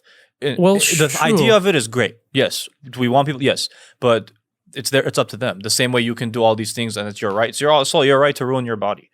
Like that. It's true. But I should word that carefully. Whenever you watch something, like whenever I see, it drives us crazy as, people like pro that are healthy and, overall I'm talking healthy, mentally and physically connected, because a lot of people are just, physically you're in good shape, but mentally they're off. Mm-hmm. Their mindset is completely off. They're doing bicep curls and they're thinking about texting their girlfriends, or they're thinking about a party. You have to connect them neurologically. You have to think about your chest when you're pushing weights on your chest, or else it shows too when you do it like this. Because if you don't connect the two, you're not, in my eyes, you're not really healthy. But yeah, I mean, for this it's people's choice, sure. I feel like, at least my thing is, I tell my parents and cousins too, everyone family, friends, best friends, I want to be the person that at least told them what they're doing is wrong. So when we're at the point where the tipping point came and the shit hit the fan, now we're at the emergency room and they're going into cardiac arrest or liver transplant surgery or whatever, blood transfusion, whatever it might be. They have to cut a piece of the liver because the enzymes are out of whack and it's cirrhosis of the liver, which is eating itself, and it's fatty liver. And you know how like the women are crying there in the hallway, they're like all frantic. I told them, I want to say I told them they can do something about it. Now, don't cry. It's too late. There is no mercy. There is no mercy. You have one shot. Look, money you can get back. Like time and health, in my eyes, you can't. No, you can't. Sure, health, you can like improve it. But once it's gone to a level where it's gone, there's a level it's too late. It's where your body... The problem with the body and what I learned all this on my own, like with Alex, but I love, like, I have like probably like 20 health books. I have like crazy notes in there. I just read almost to like a medical stand, like liver enzymes. I understand pretty well, I would say. The problem with the like heavy drinking and smoking, for example, is it takes a toll on the central nervous system, which is every organ in the body. So at this point, let's say if you need a liver transplant, now the kidneys aren't going to hold up because the kidneys are weak. The heart is weak. See? So now it's like a chain reaction where even if you need to get the operation, or God forbid you get, hurt or break a limb or something, the body's not able to, it's like hurting. It's not gonna compromise. So it's just, and this is another issue. Like I was talking about the suicide rate. You see a lot of the actors, Michael Jackson and Robin Williams, famous, wealthy. They have beautiful houses, cars, ladies, everything. They're not happy. Mentally, they're not happy, man. It just shows like if your head is messed up, it's crazy. You can have all the money in the world. They're hanging them. They're like drinking a bottle a day, jumping out of windows, driving fast. The Michael Jackson's doctors are prescribing him high doses of Xanax and IV into the vein of, sleeping pills. It's just, be happy first. Because if you're not happy, it doesn't matter how much money you have or how much fame you have. You're just going to be messed up in the head, and sooner or later you just break down. And see, like, you can't sustain that, man. You just can't. Then some people tell me some 90-year-old veteran smoked one cigar a day. He lived until 90. Very rare for that to happen. There's some genes that are very strong, but my argument to that is 99% are going to break down eventually. Sure, not in one day. If you're a smoker for 10, 15 years, it's going to take... Body's a strong body, resilient, amazing machine, better than any Lamborghini and Ferrari. The beating it can take is beyond to what the words can tell you, You can smoke 2 packs a day and still live for 10, 15 years. Isn't that crazy? All the carcinogen and smoke toxins you're bringing in. But when you come to an age of 50, 60, 70, now strokes and, you're out of breath. You have money, you traveled, you didn't take care of yourself. You're walking up the hills of, Greece, in Italy. It's like 90 degrees and it's a little humid. Now you're like, who cares, man? Shove your money up your ass. It's not going to help you at that point. And it's better to start this is what I always tell, we talk about with Alex. So I'm like, it's better right now if you start breaking it down and slowly taking care of yourself, rather than whenever you have like this big smack in the face and it's too late at that point. You're going to try so much. You're going to try with money and everything else. And you're going to say, I wish I had started earlier. So why don't you just start right now? Very simple. Do one small step a day. Drink a little bit more water. Yeah, I agree with that. I agree. You're, again, I mentioned earlier, much more disciplined with it. So I understand your take on it, and I don't think it's wrong in the sense, wrong in saying that people shouldn't do it. Yeah, they shouldn't. But I also don't think it's wrong if they do, depending on how they do it. If it's like if you're not abusing something, and even if it's not, I don't care. It's not my room to say what it is or isn't. But if we want to look at it like in the scope we're looking at. Because I think I even talked about it with Alex, because Alex was, breaking down how he eats and all that. Yeah. He's low glycemic index, I'm like, low carbs. I'm getting there. And then he's like, look, man, it's like, I don't tell people don't like have a burger. He's like, do it, but be mindful of how you do it. So And I think of that's course, I important. don't expect Yeah. everyone, to be. Yeah. I do it for complete different reasons mostly. I look at myself. I will compete in natural bodybuilding one day. I have dreams of joining the SEAL team. I have ambitions of trying everything. Like I have my Artemis Dolgan, my friend. I respect bodybuilder. He just started skydiving now, jumping out of airplanes. There's levels to it. You have to. That's why I'm trying to. I have to operate at a very high rate. That's why I just don't care, man. I just don't care to have that one beer. Yeah. I just rather eat my, just my salad or whatever. Green juice. Oh, I love my green juice. I don't know if you saw my IG. I'm a very big advocate for green juice. What is that? Like kale and stuff? So at Whole Foods, I get doctor's orders. There's kale, spinach. What is that? Doctor's order? Is yeah, that the it's brand? a green. That's what it's called. The drink, okay. but you can make it at home too. So there's apple, kale, spinach, ginger, lemon. You can add turmeric in there. Amazing what it does to your body. Personally, I don't drink caffeine, as you probably can tell. Monster Energy, Red Bull. All that. I don't like those either. They tell me pre-workout. I've tried pre-workout once in my life at one of the gyms, and I was about to, spew it out of my mouth. Absolutely nonsense. If you love the sport, you don't need pre-workout. My pre-workout is just mental. I'm like, they drink the pre-workout to say I'm gonna get more energy during the workout. So is that what the point of it is supposedly? I think it's a placebo more than anything else. Yeah. And it's not. Look, man, common sense standpoint. When you're drinking coffee, okay, 1 cup, whatever. But whenever you're in a sedentary position, you don't want your heart rate to spike up if you're, not doing anything. And it also affects the adrenal glands on the kidneys. Sure, then some reports say it cures Alzheimer's and some other stuff. True, but just generally caffeine. And the problem is you're not getting pure coffee. Now, if it's pure coffee, it's better. But Starbucks gets close to it, you can say. But there, what else is in, like Red Bull, let's say. What do you mean by pure like coffee? From the bean itself. Like they used to in the old days. That's, yeah, sure, it has health benefits. But when you're getting it through energy drinks, that stuff is a different you're story. adding 2 bags of sugar to your Starbucks, it's cancer in addition right to there. all the other stuff. And you're having added. a donut, let's say. There is no time to eat a donut, man. That's it. There isn't. In my world, there is no time. So you don't do the sweets at all? Man, no sweets. I know you said no soda, At but my no own sweets. birthday, my parents cut me a cake. I'm like, yeah, I'm not going to eat. They're like, you're crazy. Have a slice, man. I'm like, no. And you shouldn't eat it too.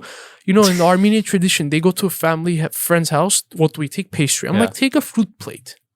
That's not happening. Fruit plate is actually... They're going to close the door on you. The glycemic index, and okay, if you get sugar from fruits, it's totally different than getting it from stevia and Red Bull.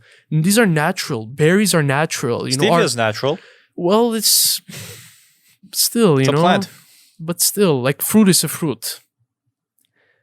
When you eat a fruit, our bodies are used to that kind of thing. In my eyes, that's my... Yeah, but no Red Bull, no Monster, no pre-workout. My pre-workout is my warm-up, and I just hit the road. I've Protein shakes here and there, but... I've had Red Bull maybe one time, like years ago. I didn't like the taste, and fortunately for me, I hope I don't jinx this. Fortunately, to this point, like even with like coffee, that one time I had Red Bull, and then one other time I had an energy drink because I was leaving the gym and Oh, it was like a promotion or something. Yeah, I don't know. Have you seen Rain? Yeah, I've heard of Bang. Bang is a big Bang's one. really big. Bang was actually Colby Covington's always pushing that. We met the guy. The CEO? Yeah, he gave $1 million at Turning Point's event. So really? Pretty cool guy. Nice. But He's Colby Covington's he's every other Instagram video for him it's a Bang commercial. So anyway, they have like in their IG spot, Bang CEO. Follow the CEO or something. I'm like, bro, weird. Come on, man. Like, so I had that too, and I usually don't get like that energy burst. Yeah, I'm glad because like coffee, I don't drink too frequently. Sometimes I do. Like when we Armenian coffee. No, I've never had that in my life. The small cups. I've never had that. No, seriously? No. Wow. I've had it once at a wedding. After like hours or. Yeah, because I wanted coffee. That's when the the egg comes out. They didn't bring it. No, they didn't bring. How dare they? They have to bring it, man. I know. This one didn't bring it. So anyway, that's like 2:30 in the morning. Yeah, I think we wrapped up actually before that, so maybe that's why. Okay, it was a unique smaller timing. one. So I wanted coffee, but I'm like, I don't want and and this was earlier this year. I'm like, I still haven't had Armenian coffee, and I didn't want it. So the guy comes around. I'm like, do you guys have American coffee? He's like, we only have Armenian. I'm like, fine, bring it. So he brought it. And then I drink it, and it tastes exactly like American coffee. And I'm looking at my friends. I'm like, something is off here. I'm like, I thought this was supposed to be like super strong. They're like, this is watered down. They're like, this isn't it. I'm like, okay. So I guess I still haven't had like the actual one. Even better. Because I hear that too. I'm like, I hear it's super strong. I'm like, I'm not interested in it. Yeah, it gets your heart rate up pretty. I've tried it. So fortunately, with regular coffee, I don't have that. There's been a couple times with Starbucks I've had it where like, you see your chest like... Yeah, I'm like, am I having a heart attack? What the hell's happening here? Why did I randomly get this much of it? Imagine. And I see people drink 2-3 Red Bulls. And they're countered. Like at the clubs, they have cranberry Red Bull vodka. Fantastic. One suppresses, one, gets your heart rate up. And then on top of it, they have a cigarette, bro. Like how your heart is alive right now is the stress you're putting on your body's aortic valves is insane. It's like we're telling you, it's resilience, but it comes to a point where it's gonna break down. You feel it the next day. Those people suffer that night. And I tell long term like, too if they keep it up. On my IG, I post stories regularly of I'm like, F your coffee. It's my green juice, man. This is my coffee. It gets me up. Love it. It has all the enzymes, everything perfect. It's like a meal too, small snack. That's usually my breakfast. Yeah, man, whatever works. I mean, I want to cover how disciplined we bodybuilders get and health guys. The eating and vitamin wise, I want to get into that too a little now. Go for it. So what a regular day for me would look like, let me break it down. I wake up in the morning, it's a session of gratitude. And you have to, I feel like a lot of people are living in a subconscious state. They're not in like, how subconsciously the body is keeping itself alive. Subconsciously, they know at like 8 o'clock their work starts. But consciously, you have to think in the morning, like, wow, my limbs are working. That's the way it starts for me. I'm alive. My feet touch the ground. So today, I look at every day like a new year. I don't wait for December 31st. Every day for me is a new chapter. Let me see how many lives I can impact. How hard we're going to push. In each set, in each rep, we're going to diet even harder. And that's how the momentum gets built. So every morning I do the gratitude session. I have a motivation book. It depends. Some maybe Ed Milet is on at 7:30. He posts usually. I'm up. I'll look at some stuff, cover some podcasts, interesting stuff. If it's, sometimes I'll get a cold shower in. So 2 probiotics on an empty stomach, Caltrail and Align. And then I'll have a glass of water and the day starts usually. And then it's breakfast, green juice and omelet. So usually we aim for like 4 or 5 meals. For the average, it's hard, man. It takes a lot of planning. You're already in the midst of training to today I'm in 3.5 meals in. Okay. And it's, what is it? 8:31, I'll get another 2.5 meals solid, and I'm in 1.5 gallons of water. So I go for 1 gallon, but hot days, you're sweating more, moving on your feet, training more. So I'm 1.5 gallons of Perrier or something else. Perrier is actually very good. 1.5 gallons of Perrier? No, just normal water, but Perrier, if you want like that Sprite type of sensation.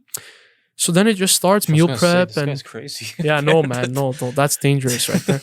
So then it just meals, avocados, salads, and nice, fish or chicken, steak throughout the day. And each meal has to have a fat, green, and a, low or minimum carb, and a high protein. And that's what we do. It's not that hard, but, years and years of doing this. Sometimes if I need sugar, I'll just go for a coconut water. Harmless coconut water is the best one. It's the closest thing you can get to an actual coconut. When you crack it, it's just like that. And that's the only sugary drink I'll have, besides maybe here and there a smoothie.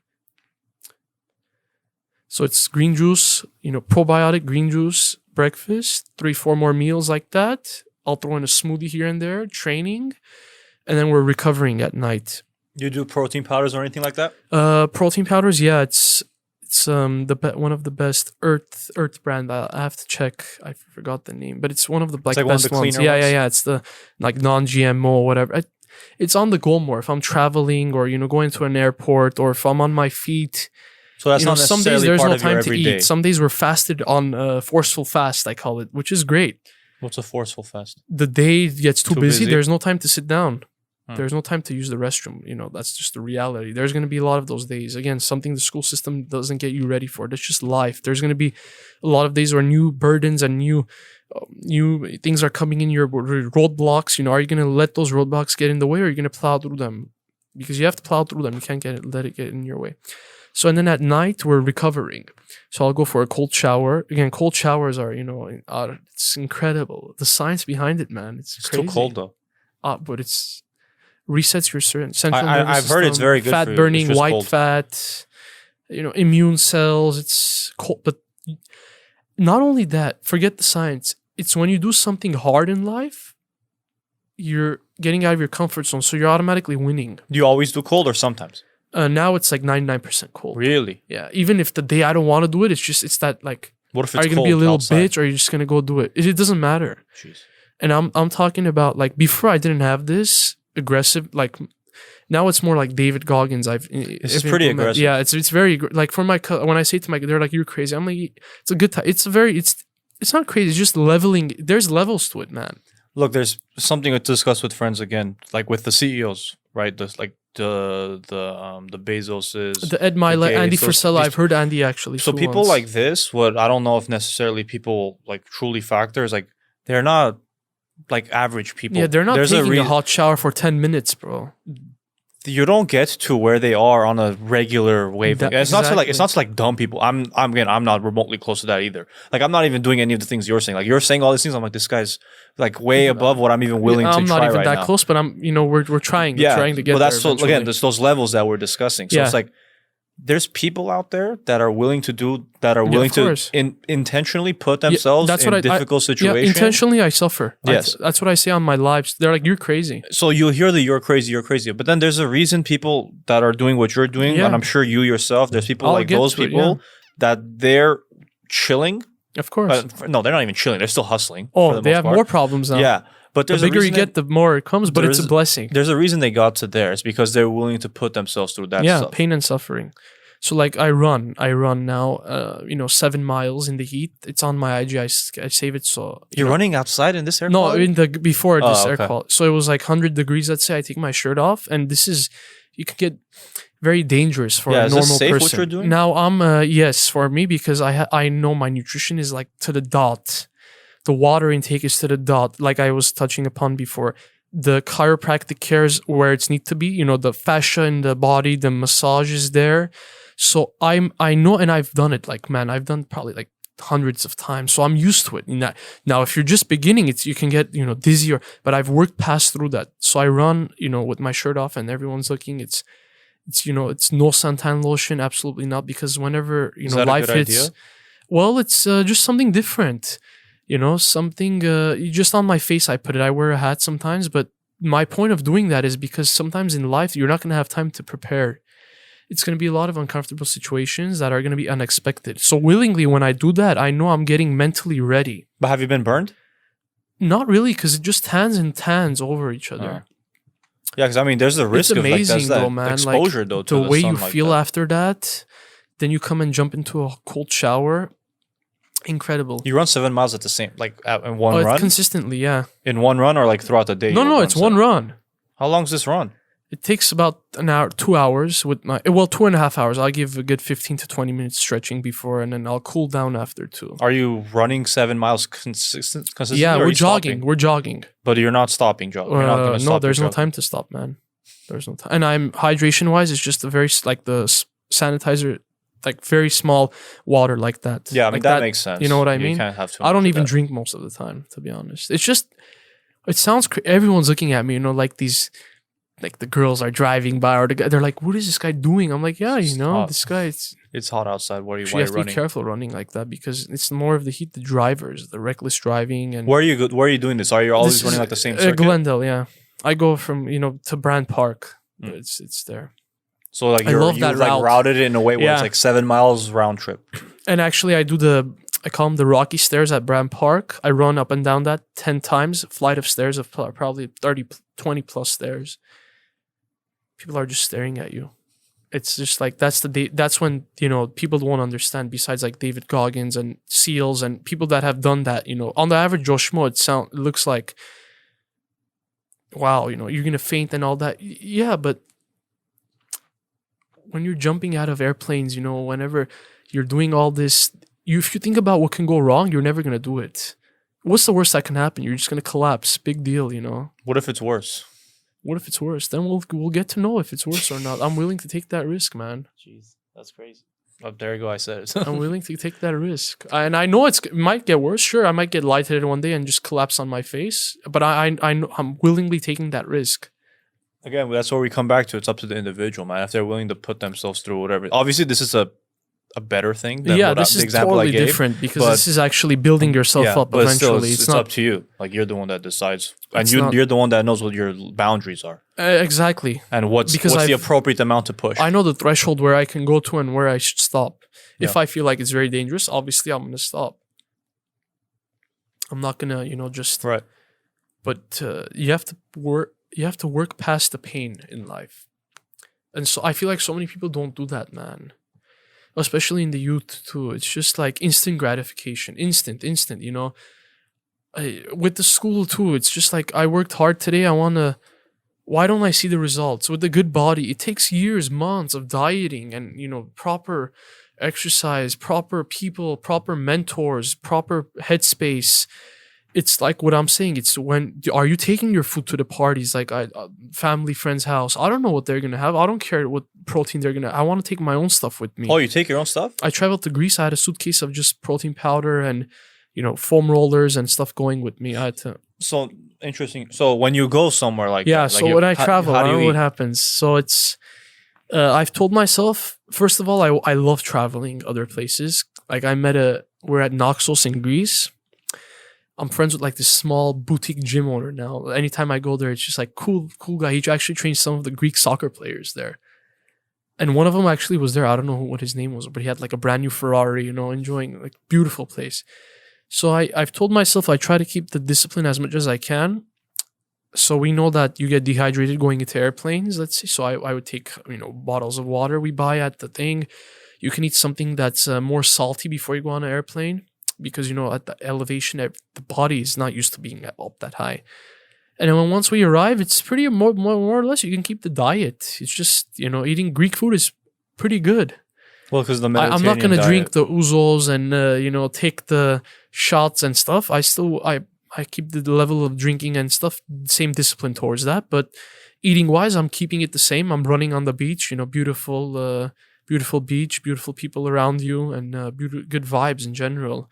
And my suitcase that goes with me is usually Ensure in there. It's a drink. It has 320 plus around that calories with 15 to 20 grams of protein. That's just like a snack. Because I don't know, the juice bars and stuff over there. But is Ensure good? If like looking at the ingredients, like all that, isn't it like a this long ingredients? Like, are those things good for you? Over here, I wouldn't drink it that much, but so it's more like a supplement since you're over there. Yeah, because abroad, I'm not hitting all the nutrients, Gotcha. That makes so sense. it's Okay. Yeah, I mean, it is small in that small dose of getting all that, vitamins all at once. They also talk about the IV drip into the vein. I'm very against that. I don't think that's from a health standpoint. I don't see that that's smart because it can throw off a lot of things in the body. Because the body, if you think it's not used to you getting shot with exactly 77 grams of this. It fluctuates. When you're eating a meal, it might be 25.5, and all of a sudden now you're just pumping. You've heard about IV drips? It's like a vitamin. If you're like B12 is down, you go drip. No, but you don't drip that way. You drip through dieting, do that. That's the harder way, of course. Like dieting is much harder than just sitting there on your iPhone, thinking life is all fancy and rosy and you're just on your drip. Hey, fix me up, bro. Or they just go to a chiropractor. Why am I not feeling better? You have to go for 6 months, a year, 6 years, see the benefit long run. But on the traveling point. So yeah, I just take a suitcase of foam roller, lacrosse ball, and then it's some resistant bands. And it's mostly just body weight, animal full stuff. So when you're when you go to eat, what are you eating at restaurants? There and even here, honestly, like if you go to restaurants in general, what kind of stuff are you getting? I still enjoy. I mean, I'll have In-N-Out here and there, but pizzas and stuff, I stay away from it. It's like Chipotle, I'll have a bowl, a little bit of white rice, black beans, double chicken, or double the protein always, and throw some veggies on there. No sauces, no sour cream, nothing like that.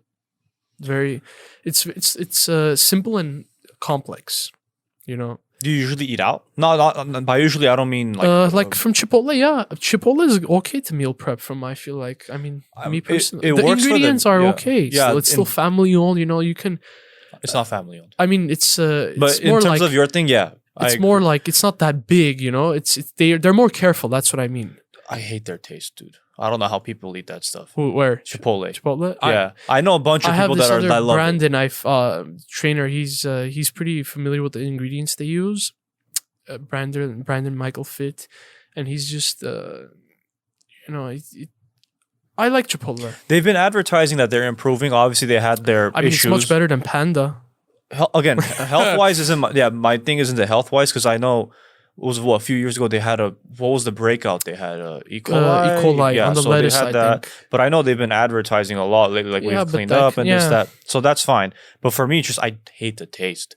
Like I've had it several times. Not just I don't mean like I had it once. It was gross. Because I'm like, dude, all these people love it, and I was like, fine, I'll try. Because I was with friends. They're like, let's go get Chipotle. Like, fine, let me try. Tried it, gross. Happens again with friends again. Let's get Chipotle. You know what? I'll give it another shot. I guess something anymore. Else. Yeah, I've had it like 3-4 times. I don't get sick from it, but I'm just like I'm eating. I'm like, dude, I wish it tasted for me as good as it smells. Because I walk into Chipotle, I'm like, oh, this smells fantastic, and then I eat it, I'm like, God, gross. But you're not I know a bunch of people that are like, what are you saying, man? Chipotle. It's like, again. Actually, Chipotle is probably one of the only places I would consistently eat out if I was. Because again, for what you're doing, it's just perfect, man. If I'm short on time or if I never fall back because I'm very careful. But, here and there, if I need to get an extra meal in, I'd rather do it that way than Panda or Subway. Yeah, I mean, those. Carl's, 100%. Taco Bell. And I know Alex was saying I think, Taco Bell or something. It's great. I don't even remember the last time I ate at one of those places. No, man. Get a $5 box. Get a $5 it's crazy, box. Jeff, for $5, how good it tastes. So imagine how much they're pumping into the food. It's worth it. Do it. One time. One time. Nah. But don't do it right now. They're $5. I checked it the other day because I saw a commercial. I'm like, oh shit, the $5 box is back. And I checked and they had bad options. I'm like, oh, damn it. Now's not the time, but do it. McDonald's, you can still get healthy stuff. Salad. Don't go to McDonald's, then go somewhere else. But if I was ever to get worst case salad is okay from McDonald's. It's just salad. Just don't get any of it. But their ice cream is pretty good there too. I don't eat ice cream, but whatever, 2-3 years ago, if I ever had ice cream, probably be from there. Just that. No, just plain vanilla ice cream. Also, you haven't even done the McFlurry or something like that. No McFlurry. No, ever. None. I'm not saying now. Ever. No, I have. Yeah. I had when I was 15. Yeah, those are good. 15. I've only had that twice, but it was good. Yeah, that's when I was younger. You're still young.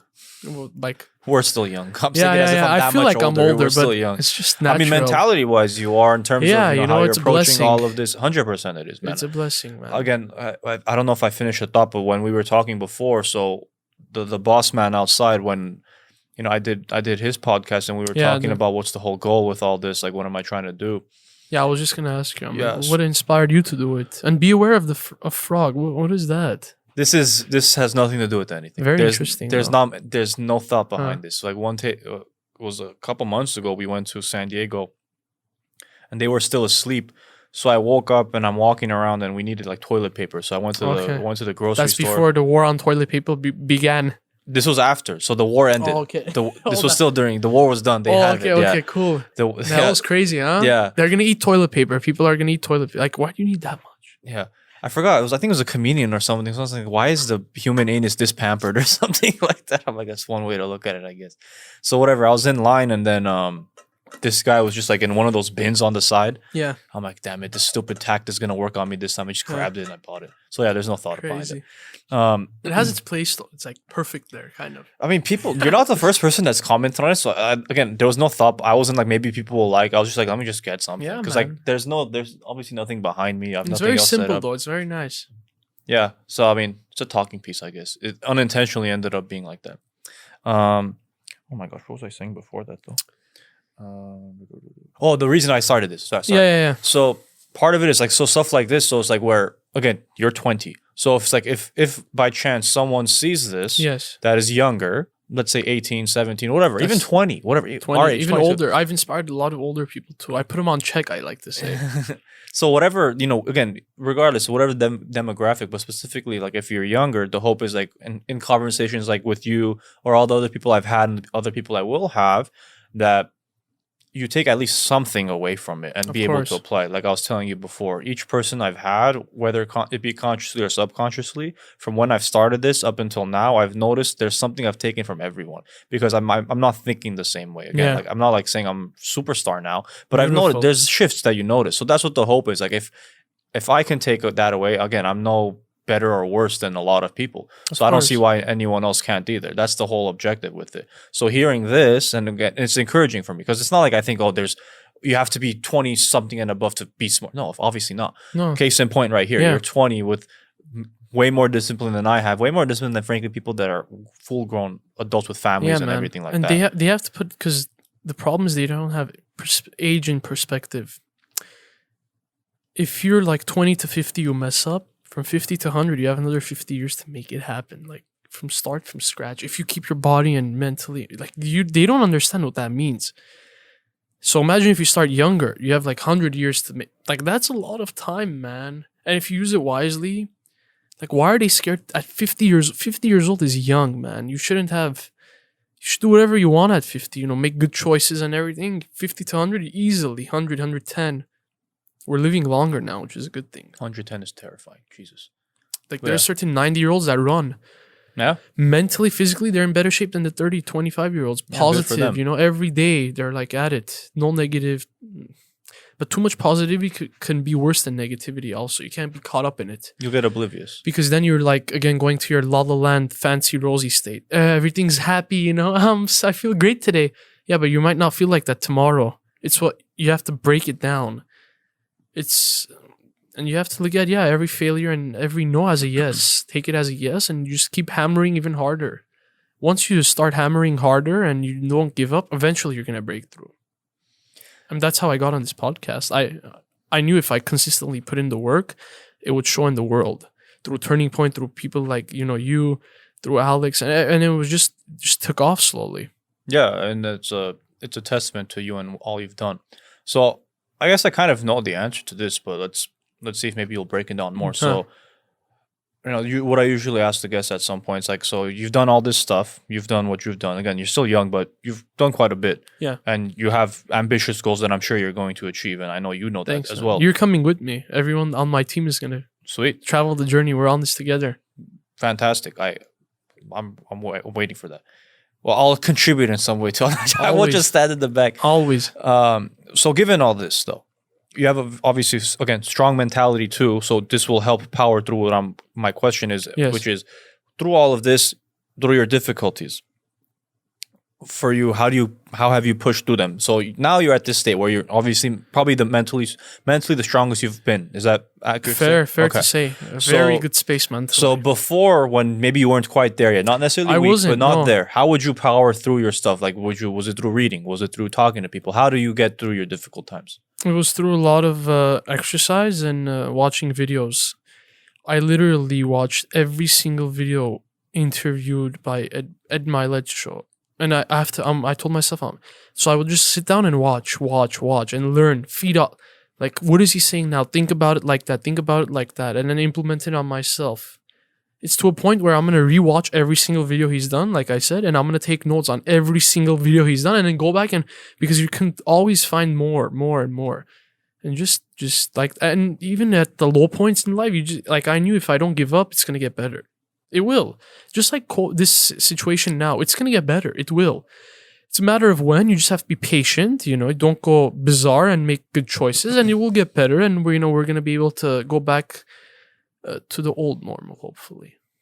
Yeah, it's a good point to bring up. Like, it's not never ending. Anything. We've won world wars, then look how we came back from that. And it sucks, obviously. Look, I don't want to downplay it. Like, I've been fortunate. I know many more people that have been more severely impacted than I have. Of course. But at the same time, it's I was talking to another guest about it. Like, you have to do your best to keep your head above water. If you're not working now, again, awful. That absolutely sucks. Are you doing something though? Like, even if you're struggling to find a job, are you bettering yourself in some way?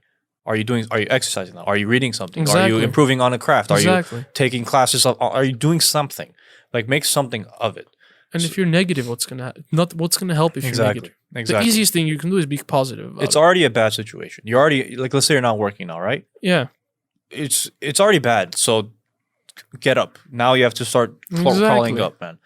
And and I understand, like, you want to take a day or two, whatever, fine. You know, whatever you need to reset. Of course, you need to sometimes. Yeah, but if you stay down and then you start becoming like a victim and then you start going through like a dangerous spiral like that. Victim mentality. It's not good, man. I mean, and it has no like they used to tell me traffic. I'm stuck in traffic. Traffic is my friend. I listen to podcasts in traffic. Yeah, me too. Learn about your car. Learn about, yourself. You can't use, if it's like that, there's always excuses, If you go out in the world, finding the excuses is going to come to you. It's very simple. If you go out looking for a fight, most likely you're going to get into one. If you go out to Dorian Yates, a very well-known 7-8-time champion bodybuilder. Yeah, okay, that's why the name sounds familiar. He's like, if you go to a bar searching for a cute girl and that's your mission that day, eventually, going from 2-3 bars, you're going to like get to, sit next to a pretty girl. Same thing it transitions to life. In every aspect is the same way. Fight, if you're looking for a positive note, and if it's by small actions, you're shopping tomorrow at Rouse or Whole Foods, you say thank you to the grocery store employee. You hold the door open, you take your cart back. Look how much you did already in one store in that small circumference. You see law enforcement personnel, you tell them hi, thank you, fire. Small business owners, you eat from small business owners. Like I love AutoCell plates, and it makes me proud that I can support them, especially that they're Armenian too. So instead of eating from like Joe Schmo that I don't know, I rather eat from somewhere like that I know is like decent meals too. Stuff like that, that's how we're gonna be able to get this back to a positive state. It's by actions like that. Yeah. Because once you do that, it transitions to their life. Then when they go home, they're going to try harder, and it's just look what it did automatically. Absolutely, man. All right, Alec. This was, I think this is there's so much people can take away from this one. Man, happy to be here. I think that's along with, the other ones as well. But this one, like, again, I think what's more unique with this one compared to my other ones I told you, I'm pretty sure by far like the youngest guest I don't think anyone's been younger than me so far. So, and you're younger than me by like 5 years. Nice. So this is the same way I felt with Alex, because especially on the health side, my buddy outside too, with Alex, because Alex talked about the fasting and all that. And then we're like, bro, this guy did it for 4 days. Like, I'm sure we can maybe like that. Actually, I was training with him right before he was going to come here. Yeah. We were in a training session. Yeah. Nice. So like we immediately we did like a park. day fast. Yeah. I know that's like his office, right? So we did like a day fast like immediately after that. So like we're, again, as someone else that listens, like we're trying to implement the things we hear, like I was discussing. Yeah. So again, there's a lot to take away from this one, man. So I appreciate your time. Thank you. Thanks for having me, man. You got it. Unbelievable head on your shoulders. Maybe. Yeah, of course. A lot to touch upon. I'm sure there's going to be plenty to discuss couple of months, as time goes on. Not? So fantastic mentality, great head on your shoulders. I'm sure you're going to keep ascending rapidly. So I appreciate it. I look forward to that. I look forward to seeing you on your journey. And yeah, we'll have you back on at some point. Thanks for coming, man. Thanks, brother. You got it.